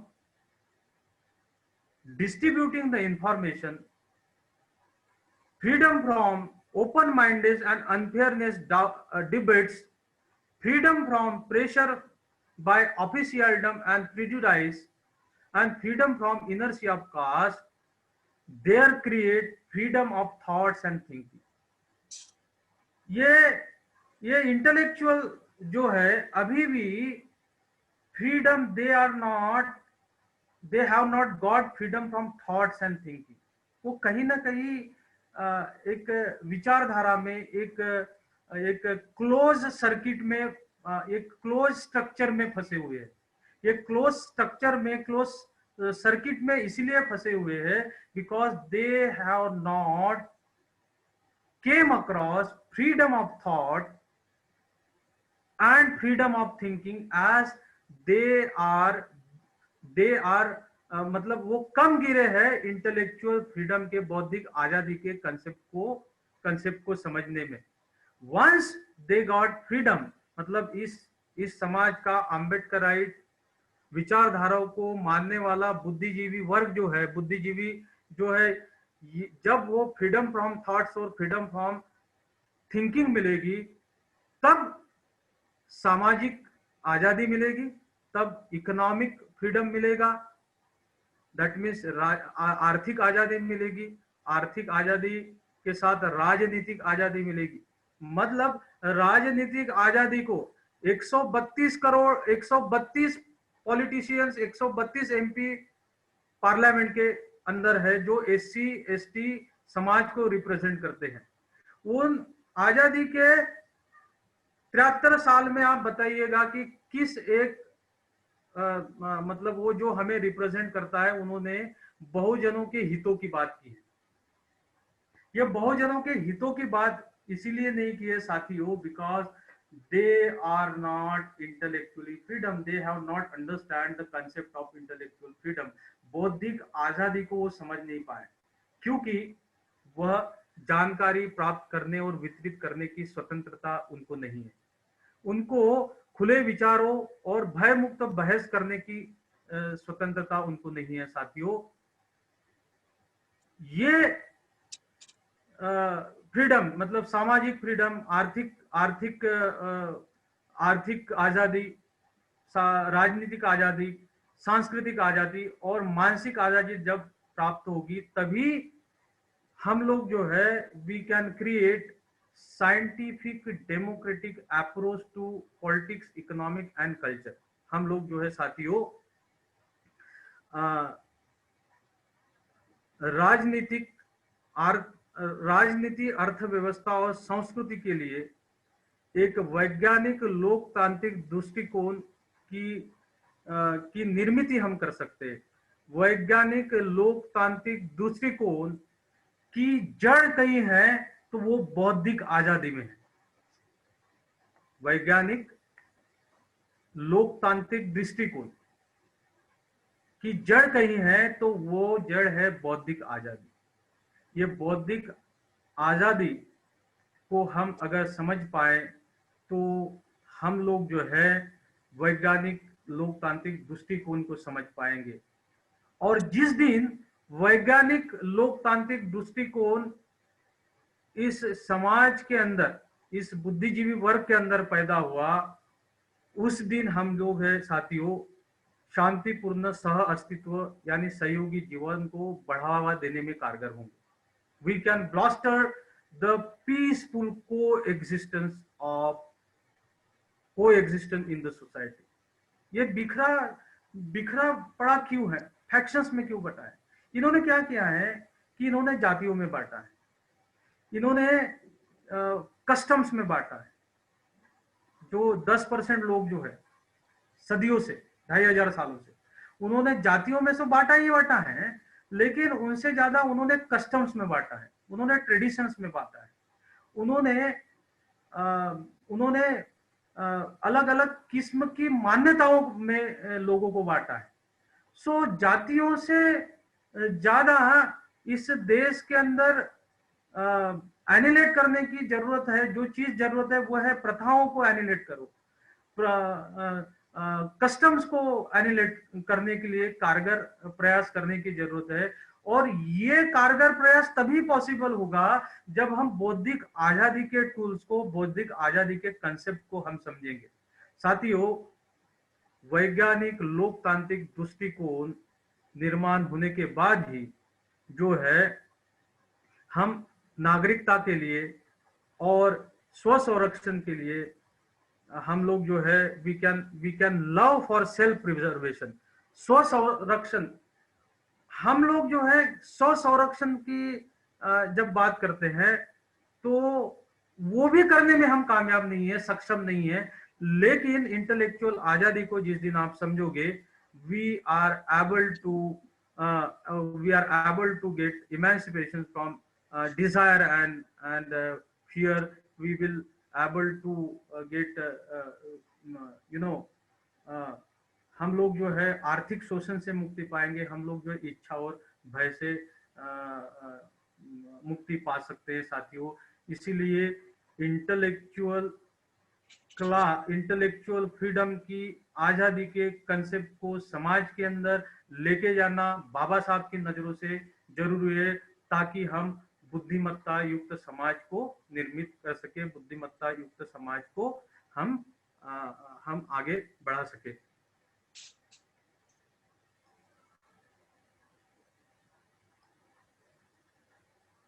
इस कड़ी का तीसरा टूल जो है इंटेलेक्चुअल इमेंसिपेशन, बौद्धिक बंधन मुक्तता की कंसेप्ट को समझना। बौद्धिक बंधन मुक्तता की कंसेप्ट को इग्नोर किया गया है। मतलब राजनीतिक पार्टियों ने, राजनीतिक मूवमेंट ने और सोशल मूवमेंट में भी बहुजन समाज की, मतलब including all those who follow the Ambedkarite philosophy, इन सारे विचारधाराओं की शाखाओं ने ये इंटेलेक्चुअल इमेंसिपेशन, बौद्धिक बंधन मुक्ति के कंसेप्ट को कभी भी देखा ही नहीं या उसकी जरूरत महसूस की नहीं है साथियों। सो बुद्धिमत्ता युक्त समाज निर्माण करने के लिए बौद्धिक बंधन मुक्ति के कंसेप्ट को, इस टूल को समझना बहुत जरूरी है। हम जो है इन्फ्लुएंशियल क्लास क्यों नहीं बने? इन्फ्लुएंशियल क्लास को इमिटेट किया जाता है, इन्फ्लुएंशियल क्लास को इमिटेट किया जाता है, और अगर इन्फ्लुएंसिंग क्लास पॉजिटिवली इमिटेट करता है तो सामाजिक परिवर्तन लाता है, वेलफेयर को लाता है। ये बौद्धिक बंधन मुक्ति कैसे आती है? ये बौद्धिक बंधन मुक्ति जो है ये 3 चीजों के माध्यम से आती है साथी। ये 3 चीजें क्या है? जिस दिन हम 3 रिसोर्सेस को कंट्रोल करने लगेंगे, इंटेलेक्चुअल रिसोर्सेस जिसमें नॉलेज, स्किल और इंफॉर्मेशन आता है, कोऑपरेटिव रिसोर्सेस और मटेरियल रिसोर्सेस। रूलिंग क्लास बनाना है, इन्फ्लुएंसिंग क्लास बनाना है, तो हमें इंटेलेक्चुअल रिसोर्सेस को कंट्रोल करना पड़ेगा, हमें जो है कोऑपरेटिव रिसोर्सेस को कंट्रोल करना पड़ेगा और मटेरियल रिसोर्सेस को कंट्रोल करना पड़ेगा। ये 3 रिसोर्सेस को पिछले 73 सालों में कंट्रोल करने की कोशिश बहुजन वर्ग ने नहीं की है। यह बहुजन वर्ग ने क्यों नहीं की है? क्योंकि बौद्धिक बंधन मुक्ति के कंसेप्ट को जानने की कोशिश नहीं की है इस समाज के लोगों ने, इस समाज के इंटेलेक्चुअल्स ने। यह बौद्धिक बंधन मुक्ति का मार्ग जो है, या बौद्धिक बंधन मुक्ति क्या है? बौद्धिक बंधन मुक्ति का मार्ग जो है चार चीजों से खुलता है। बौद्धिक बंधन मुक्ति इज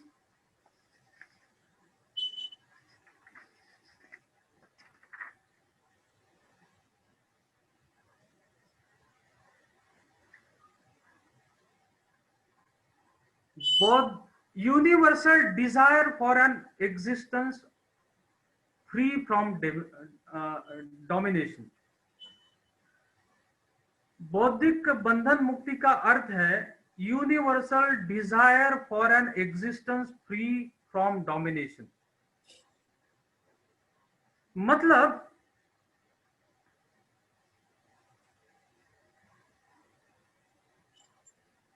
वर्चस्व से मुक्त अस्तित्व की सार्वभौमिक इच्छा, वर्चस्व से मुक्त या प्रभुत्व से मुक्त अस्तित्व की सार्वभौमिक इच्छा।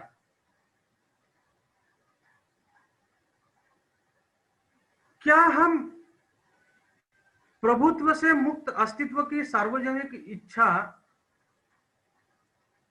से परे हैं? As we are living in caste, as we are living in caste, as we are living in hierarchy in intelligence or authority।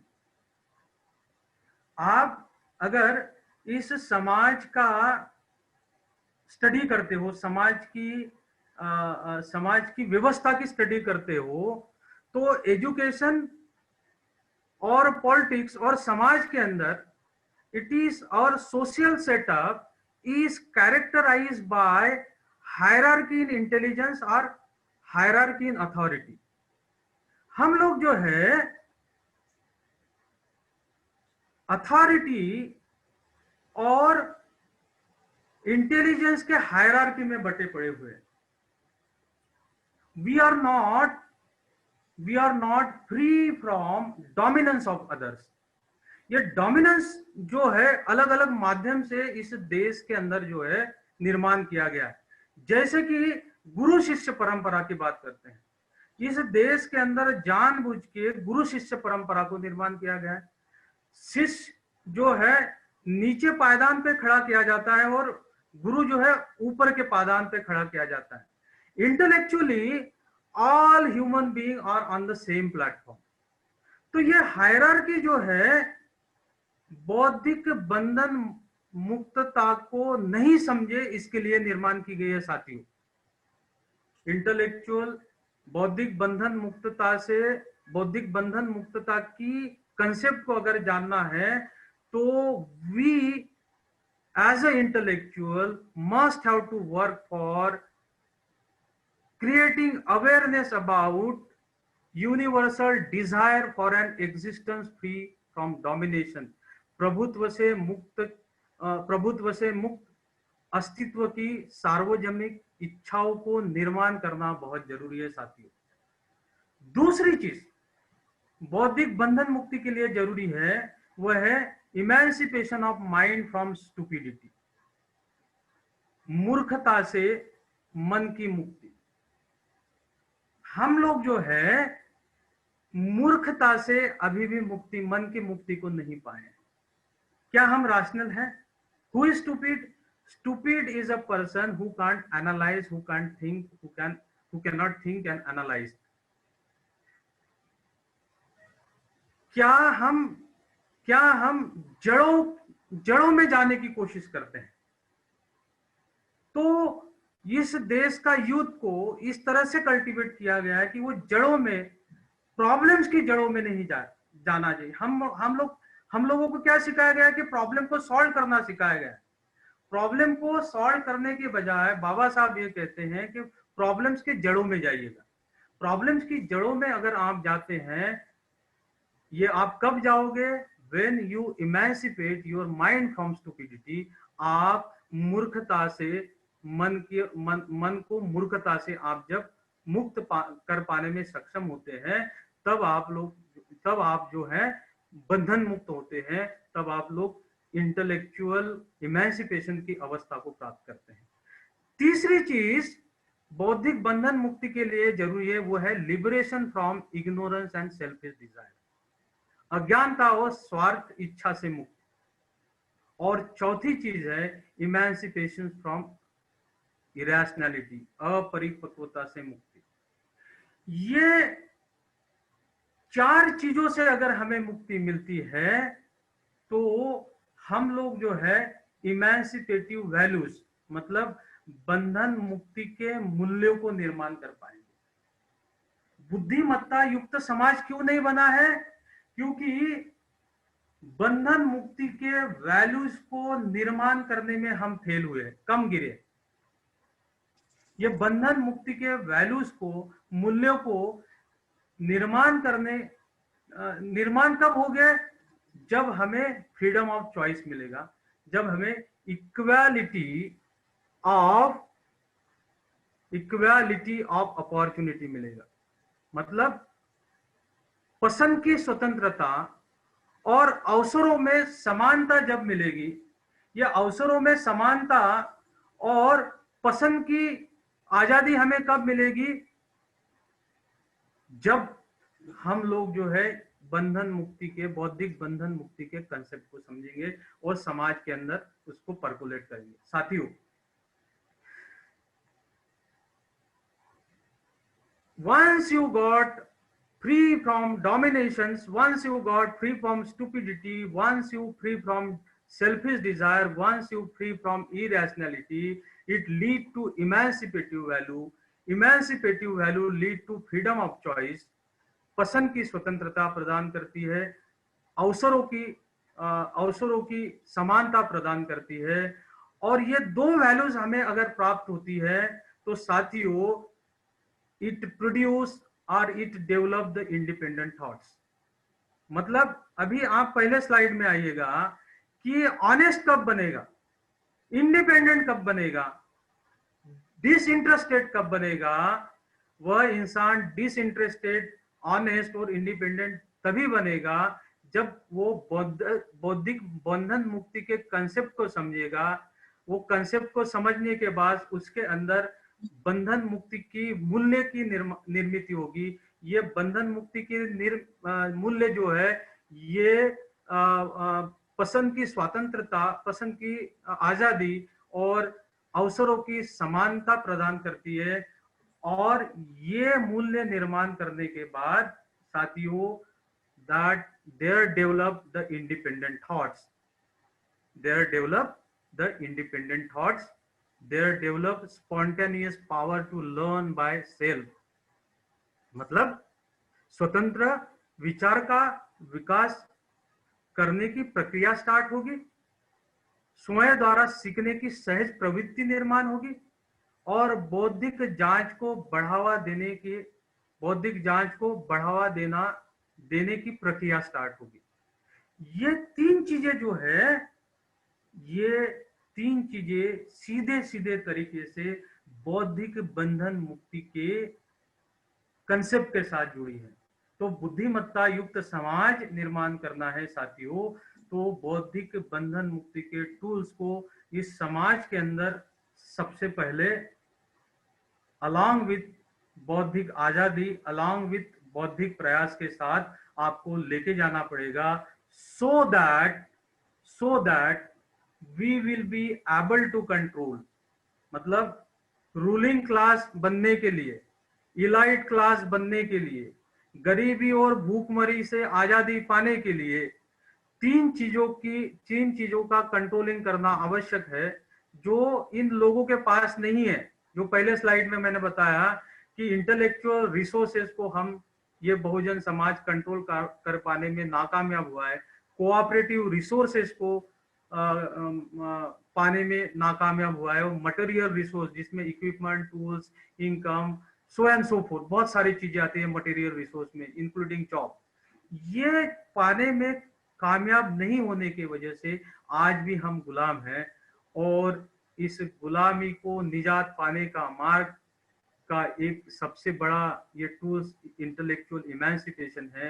ये इंटेलेक्चुअल इमेंसिपेशन को अगर आप समझते हैं, so you are able to create capability, you are able to improve the capability and human empowerment occurred। It means हम ये resources को अगर हम कंट्रोल करते हैं तो बहुजन समाज के अंदर के इंसानों में समता में सुधार होगा और मानव सशक्तिकरण होगा साथियों। और मानव सशक्तिकरण या क्षमता में अगर सुधार होता है तो बहुजन समाज के अंदर शारीरिक सुरक्षा, शांति, दीर्घायु, शिक्षा, प्रौद्योगिकी, लोकतंत्र, कानून का शासन, नागरिक अधिकार, विश्वास, सहिष्णुता, सामाजिक आंदोलन की गतिविधि को बढ़ावा, ये सारी चीजें हम लोग पॉसिबल कर सकते हैं। लेकिन इंटेलेक्चुअल को बंधन मुक्ति के इस टूल को, इस कंसेप्ट को समझना और समाज के अंदर लेके जाना बहुत जरूरी है, बहुत आवश्यक है साथियों। चौथा और आखिरी टूल जो है वह इन तीन टूल का निचोड़ है। Once you understand intellectual efforts, once you understand intellectual freedom, बौद्धिक आजादी, बौद्धिक प्रयास और बौद्धिक बंधन मुक्ति के टूल्स को आप समझ पाए, तो चौथा सबसे महत्वपूर्ण, जिसका जिक्र बाबा साहब ने बार बार किया है, वो चौथा महत्वपूर्ण टूल है बौद्धिक पुनर्गठन, बौद्धिक पुनर्निर्माण और बौद्धिक पुनर्गठन।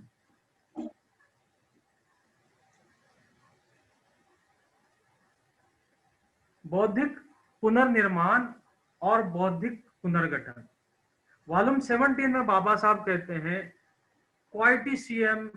क्वाइटिसिज्म is but another name of death. Quietism is another name of death.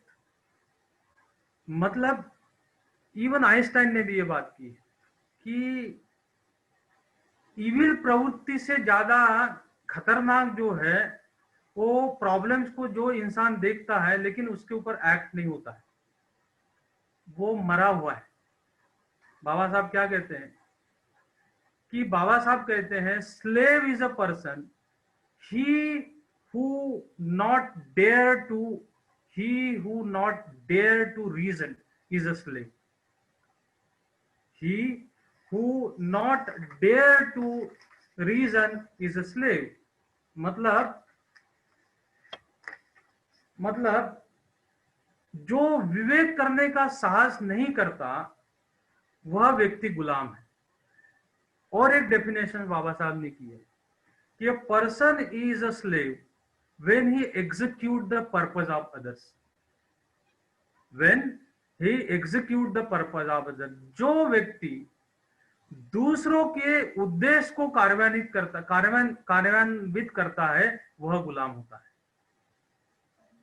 सो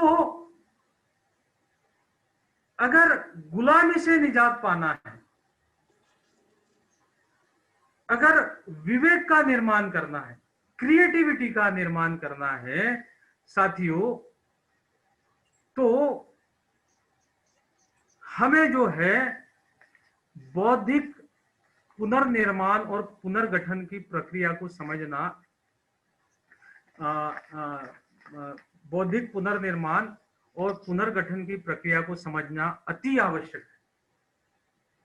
यह बौद्धिक पुनर्निर्माण और पुनर्गठन की प्रक्रिया जो है, इसकी शुरुआत जो है 4 चीजों से होती है। इसके 4 स्तंभ हैं। 4 स्तंभ क्या है?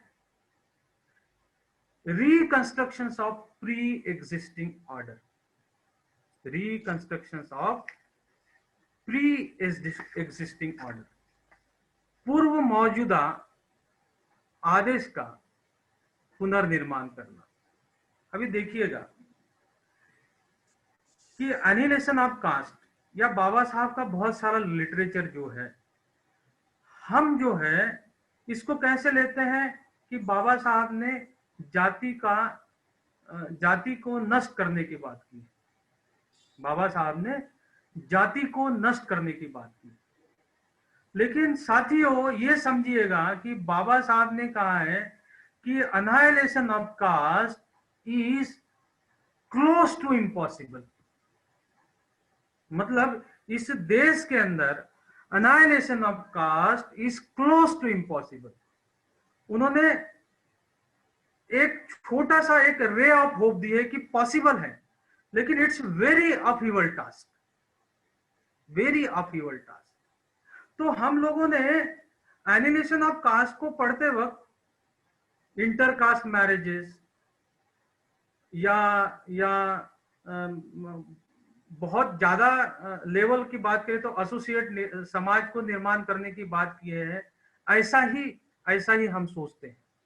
Now this is not the concept of intellectual reconstructions and reorganization या reconstructions। इस प्री एग्जिस्टिंग ऑर्डर को हमें जो है साथियों रिकंस्ट्रक्ट करना पड़ेगा। बाबा साहब उसी किताब में क्या कहते हैं कि जाति को नष्ट करने के लिए या जाति को नष्ट करने की प्रक्रिया में आगे बढ़ने के लिए हमें जो है वो डिस्कस करते हैं, caste has killed public spirit, caste has destroyed the sense of public charity, caste has destroyed the sense of public charity. जाति ने जनता की भावनाओं को मारा है। देखिएगा, I am talking about reconstructions of pre existing order. समाज के अंदर आप जब जाते हो, समाज का प्रबोधन करने के लिए करते वक्त हमें हमारे प्री एग्जिस्टिंग ऑर्डर को रिकंस्ट्रक्ट करना है। तो बाबा साहब रिकंस्ट्रक्ट करने का एक उदाहरण मैं देता हूं। बाबा साहब उसी किताब में क्या कहते हैं कि जाति ने जनता के भावनाओं को मारा है, जाति ने सार्वजनिक दान की भावनाओं को नष्ट किया है, जाति ने सार्वजनिक राय that means caste has made public opinion impossible. जाति ने सार्वजनिक राय को असंभव बना है। साथियों, तो हमें क्या करना है? अनाइलेशन ऑफ कास्ट में फिर बाबा साहब क्या कहते हैं कि पब्लिक स्पिरिट को फिर से जीवित करो। Now see, I am talking about reconstructing the pre existing order. बुद्धिमत्ता युक्त समाज बनाने के लिए और गरीबी, भूखमरी, स्वास्थ्य सेवाओं की प्रॉब्लम्स, इंटर और इंट्रा कॉन्फ्लिक्ट के निजात पाने की प्रोसेस में बुद्धिमत्ता युक्त समाज बनाने की प्रोसेस में हमें जो है reconstruction of pre existing order करना पड़ेगा। हमें जो है पूर्व मौजूदा आदेश का पुनर्निर्माण करना पड़ेगा। सो ये पूर्व निर्माण करने के लिए हमें क्या करना पड़ेगा? हमें कैसे समझना पड़ेगा? बाबा साहब के एनालिसिस ऑफ कास्ट के कंसेप्ट को बाबा साहब ये समझना पड़ेगा कि हमें पब्लिक स्पिरिट को जीवित करना है। इस देश के अंदर 2500 साल में पब्लिक स्पिरिट को मारा गया है, सेंस ऑफ पब्लिक चैरिटी को मारा गया, मतलब सार्वजनिक दान की भावना को मारा गया। दान की भावना में जब कहता हूं तो I am not talking about monetary charity. दान की भावना जो है इन काइंड में, मतलब आप शिक्षा देते हो तो वो दान होता है एक तरह का। लेकिन ये शिक्षा में जब आप उसके एवज में कुछ लेते हो तो फिर वो चैरिटी नहीं बनती है साथियों। वो तो हमें क्या करना है? सेंस ऑफ पब्लिक चैरिटी को निर्माण करना है एनालिसिस ऑफ कास्ट करने के लिए। Sense of public opinion formation, मतलब we have to create public opinion possible. इस देश के अंदर आजादी के बाद भी और 2500 साल के अंदर sense of caste has made public opinion impossible, मतलब सार्वजनिक राय को असंभव बनाया गया। तो हमें सार्वजनिक राय को संभव बनाना है, हमें जनता की भावनाओं को जीवित करना है, हमें सार्वजनिक दान की भावनाओं को जीवित करना है। इसका मतलब हमें reconstruction of pre existing order को समझना है, हमें पूर्व मौजूदा ऑर्डर को पुनर्निर्माण करना है। दूसरी चीज है रिकंस्ट्रक्शन ऑफ एक्सपीरियंस। बौद्धिक पुनर्निर्माण और पुनर्गठन क्या है? बौद्धिक पुनर्निर्माण रिकंस्ट्रक्शन ऑफ एक्सपीरियंस है, अनुभव का पुनर्निर्माण करना है। क्या पिछले बाबा साहब के जाने के बाद बाबा साहब के सपनों को हम साकार क्यों नहीं कर पाए? प्रबुद्ध भारत बनाने का सपना बाबा साहब ने देखा था, एक वेलफेयर स्टेट करने की बाबा साहब ने बात की। बाबा साहब ने कॉन्स्टिट्यूशन ऑफ इंडिया नाम का एक नायाब ग्रंथ हमें सामाजिक क्रांति के लिए दिया है, जिसका हर एक शब्द जो है आदमी के विकास के लिए बना हुआ है, आदमी के उत्थान के लिए बना हुआ है। लेकिन हर एक मतलब वो क्यों नहीं हो पाया है? ये इसीलिए नहीं हो पाया साथियों कि बहुजन समाज के इंटेलेक्चुअल्स ने अनुभव का पुनर्निर्माण करने में वो कम गिरे हैं। अनुभव का पुनर्निर्माण कम करने में गिरे, इसका मतलब क्या है कि एक्सपीरियंस हम क्या करते हैं? एक्सपीरियंस इज, एक चीज याद रखिएगा कि experience is the part of problem to be explored. हम क्या करते हैं? प्रॉब्लम जब आता है तो समस्या को निजात पाने की कोशिश करते हैं, हम समस्या की जड़ तक नहीं जाते। अब हम समस्या की जड़ तक क्यों नहीं जाते हैं? देखिएगा कि मैं हमेशा एक उदाहरण देता हूं कि अभिजीत बैनर्जी को इस साल का नोबेल प्राइज मिला। ये नोबेल प्राइज क्यों मिला है उनको?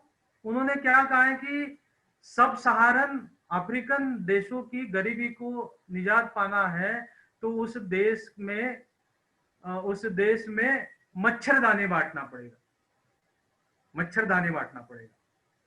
अब ये मच्छरदानी बांटना पड़ेगा वो क्यों कहते हैं, क्यों, जब वो मच्छरदानी बांटने की बात करते हैं तो he is trying to explore the problem, he is not trying to solve the problem.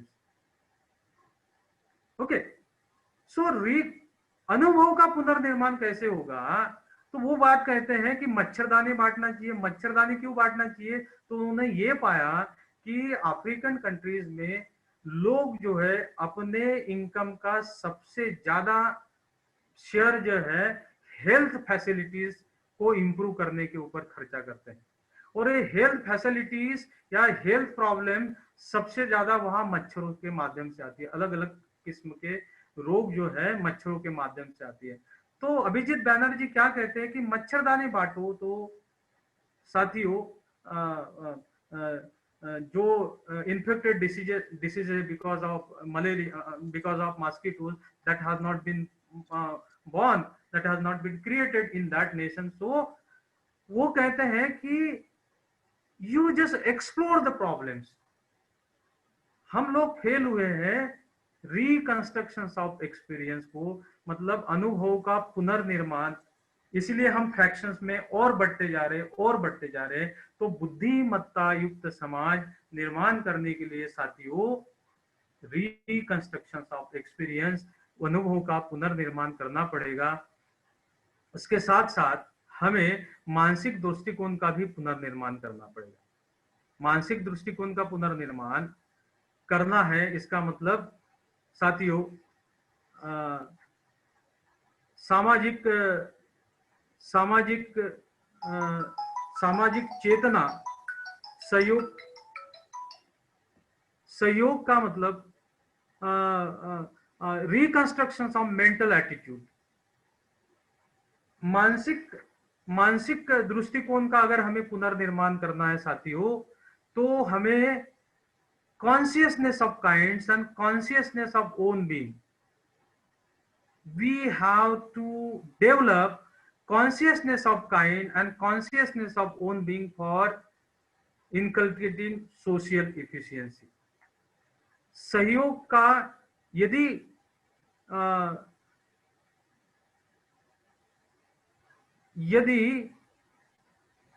यदि सामाजिक कार्यकुशलता को बढ़ाने के लिए, मतलब रिकंस्ट्रक्शन ऑफ मेंटल एटीट्यूड, मानसिक दृष्टिकोण का निर्माण करने के लिए, जिसका मार्ग मानसिक दृष्टिकोण का निर्माण जो है सामाजिक कार्यकुशलता को बढ़ावा देता है, और ये सामाजिक कार्यकुशलता का मार्ग जो है स्वयं की चेतना को जागरूक करना और दूसरों की चेतना को जागरूक करने से पैदा होता है। तो साथियों, बौद्धिक पुनर्निर्माण और पुनर्गठन करने के लिए हमें अपनी बौद्धिक चेतना को और दूसरों की बौद्धिक चेतना को जगाना पड़ेगा, so that we will arrive at the intellectual reconstructions and reorganization। चौथी महत्वपूर्ण चीज है, हमें रिकंस्ट्रक्शन और रिकंस्ट्रक्टिंग करना पड़ेगा, रिस्ट्रक्चरिंग करना पड़ेगा। पुनर्निर्माण पुनर्गठन के लिए करना पड़ेगा, पुनर्निर्माण पुनर्गठन के लिए करना पड़ेगा। ये थोड़ा मतलब थोड़ा सा कठिन कंसेप्ट है। ये जब आप सवाल पूछेंगे तब मैं इसको एक्सप्लेन करूंगा कि इंटेलेक्चुअल रिकंस्ट्रक्शंस और रीऑर्गेनाइजेशन के लिए रिकंस्ट्रक्शन और रीस्ट्रक्चरिंग करना पड़ेगा।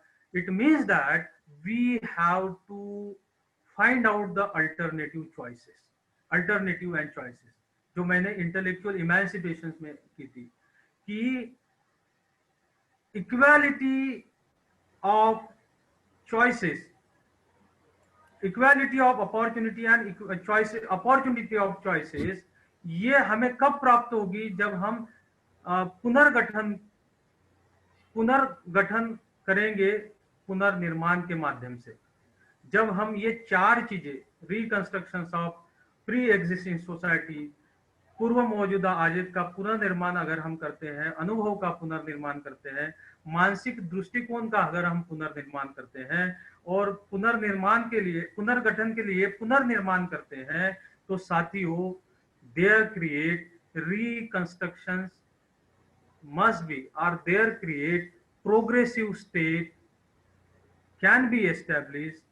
और ये प्रोग्रेसिव स्टेट जो है, प्रोग्रेसिव स्टेट जो है ये कारगर होगा साथियों, प्रोग्रेसिव स्टेट निर्माण होगा, ये प्रोग्रेसिव स्टेट ऑफ इंडिविजुअल स्वयं की, सोसाइटी की, समाज की और नेशन की भी प्रोग्रेसिव स्टेट जो है निर्माण हो सकती है अगर हम ये चार चीजों को रिकंस्ट्रक्ट करने में कामयाब हुए। Progressive state can be, once that progressive state achieved, it will provide the dignified life। so dignified life जो है, डिग्निफाइड लाइफ को, गरिमापूर्ण जीवन को, गरिमापूर्ण जीवन को, देखिएगा कि अगर हम बौद्धिक पुनर्निर्माण और पुनर्गठन की प्रक्रिया को समझ गए, ये चार चीजों को हम लोग रिकंस्ट्रक्ट कर गए, तो साथियों हम प्रगतिशील राष्ट्र, प्रगतिशील राज्य की स्थापना, प्रगतिशील व्यक्ति की स्थापना, प्रगतिशील समाज की स्थापना कर सकते हैं। और ये प्रगतिशील राष्ट्र, प्रगतिशील व्यक्ति, प्रगतिशील सोसाइटी, अगर समाज निर्माण हुआ तो हम गरिमापूर्ण समाज निर्माण कर सकते हैं।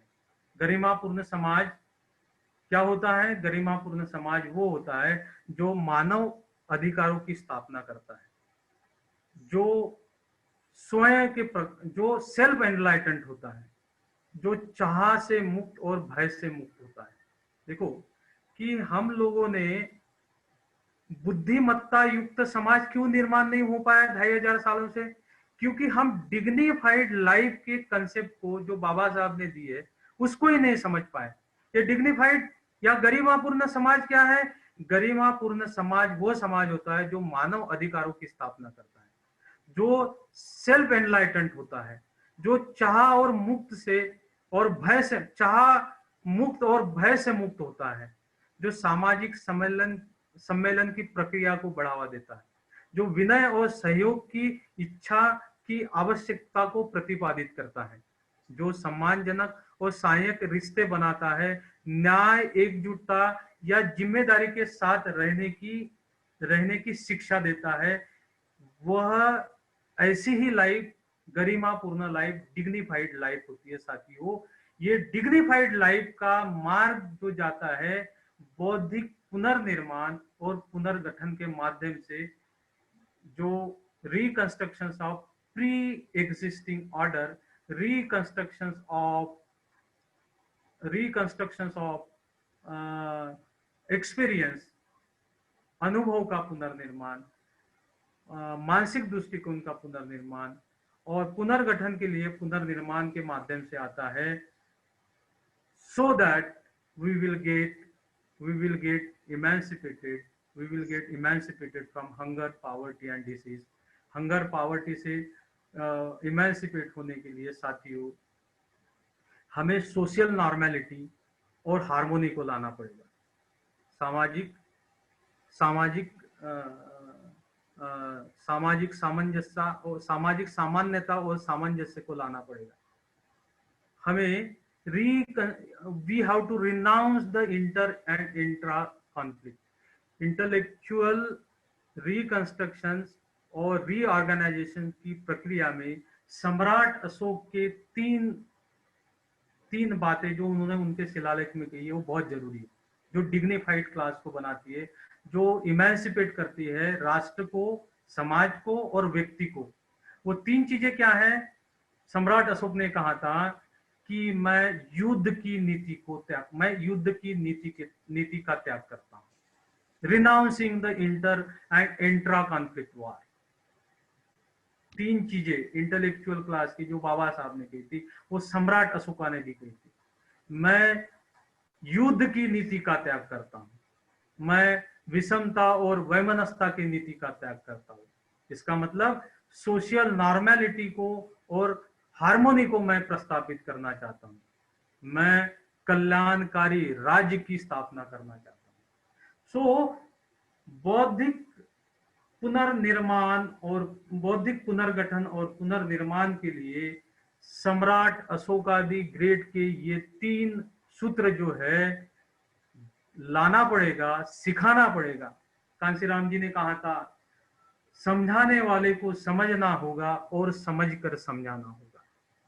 अगर बुद्धिमत्ता युक्त समाज निर्माण करना है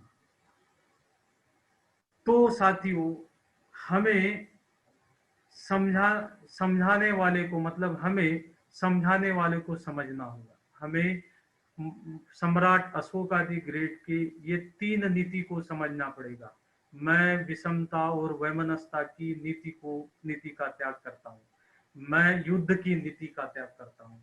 मैं कल्याणकारी राज्य स्थापना करने का प्रयास करूंगा। इसका मतलब इसका जो प्रतिज्ञा करता हूँ, जो बात की थी, ये बात हमें समझना पड़ेगा। Then and only then we can create, we can establish, मतलब हम लोग जो है मानव अधिकार की स्थापना कर सकते हैं। हम सेल्फ एनलाइटेंड हो सकते हैं। हम चाह से मुक्त और भय से मुक्त हो सकते हैं। हम सामाजिक सम्मेलन की प्रक्रिया को आगे ले जा सकते हैं, जो हमें ऑनेस्ट, डिसइंटरेस्टेड और इंडिपेंडेंट बनाएगी। साथियों, then and only then we can emancipate. ये बहुजन 120 करोड़ की जनता अभी भी, आप सोचिएगा, आप मत सोचिएगा कि बहुत अच्छी तरीके से जी रही है। ये 120 करोड़ जनता जो है अभी भी वो 2500 साल की उसी अवस्था में जी रही है। Because we fail to understand the very concept of, we fail to understand the very tool of intellectual reconstructions and reorganization। मतलब बौद्धिक पुनर्निर्माण और पुनर्गठन की इस कंसेप्ट को हम समझने में कामयाब नहीं हुए हैं। हम इंटेलेक्चुअल प्रयास को समाज के अंदर, बुद्धिजीवियों के अंदर इम्बाइब करने में हम फेल हुए हैं। हम बौद्धिक आजादी को परकोलेट करने में हम फेल हुए हैं, कम गिरे हैं। फेल होने से ज्यादा हम कम गिरे हैं। तो साथियों, वेलफेयर स्टेट का निर्माण करना है, वेलफेयर स्टेट का अगर निर्माण करना है, एनलाइटन प्रबुद्ध भारत का हमें निर्माण करना है, तो साथियों हमें पहले स्लाइड में जो मैंने कहा था कि 5 टूल्स को, मतलब इंटेलेक्चुअल्स को इंटेलेक्चुअल वर्ग में कन्वर्ट होना पड़ेगा। बौद्धिक इंसान को, बौद्धिक व्यक्ति को बुद्धिजीवी वर्ग में कन्वर्ट होना पड़ेगा। ये बुद्धिजीवी वर्ग जो है, it is responsible for converting intelligence class या इंटेलिजेंस सोसाइटी। मतलब इंटेलिजेंस सोसाइटी को, बुद्धिमत्ता युक्त समाज को निर्माण करने के लिए हमें बुद्धिजीवी वर्ग का निर्माण करना पड़ेगा। बुद्धिजीवी वर्ग का निर्माण कोऑपरेशंस के माध्यम से होगा। जो बिखरा इंटेलेक्चुअल्स है, वो बिखरा इंटेलेक्चुअल जब कोऑपरेट होगा थिंकिंग स्किल के माध्यम से, ये 4 टूल्स के माध्यम से और 5 कॉन्सेप्ट के माध्यम से जब वो सोचने लगेगा, तो वो ऑटोमेटिकली कोऑपरेट होने लगेगा। Cooperate, once they started to cooperate each other, cooperations की भावनाओं को अगर निर्माण करने में कामयाब हुआ है तो इंटेलेक्चुअल बौद्धिक वर्ग निर्माण होगा। और बौद्धिक वर्ग जो है निर्माण होने के राह से ही हम बुद्धिजीवी वर्ग को निर्माण कर सकते हैं साथियों। सो ये 4 टूल्स को समाज के अंदर आप 1 साल के अंदर, 2 साल के अंदर आप लेके जाने में कामयाब हुए हैं, तो मैं ये सोचता हूं कि 3 साल के अंदर हम लोग जो है सामाजिक परिवर्तन को ला सकते हैं। और ये चारों टूल्स का जो मटेरियल है वो आप लोगों को महानायक कांशीराम जी स्कूल और वो जो 5 कंसेप्ट हैं, जैसे notion of caste, notion of stupidity, thinking skill, Ambedkarism and cooperation and Ashoka the great के कंसेप्ट जो है, ये पे बैक टू सोसाइटी के माध्यम से 5 दिन का ट्रेनिंग कैंप करके आप सीख सकते हैं और इस समाज के अंदर उसको परकोलेट कर सकते हैं। अगर हम 10,000 ट्रेनर्स हम इस 1-2 साल के अंदर हम अगर निर्माण करने में सक्षम हुए, तो हम लोग जो है कल्याणकारी राज्य की निर्माण कर सकते हैं, हम प्रबुद्ध भारत का निर्माण कर सकते हैं और 120 करोड़ जनता का भाग्य जो है, 120 करोड़ जनता का जीवन जो है हम डिग्निफाइड बना सकते हैं। धन्यवाद, धन्यवाद साथियों, सहयोगी। जी sir. Thank you very much.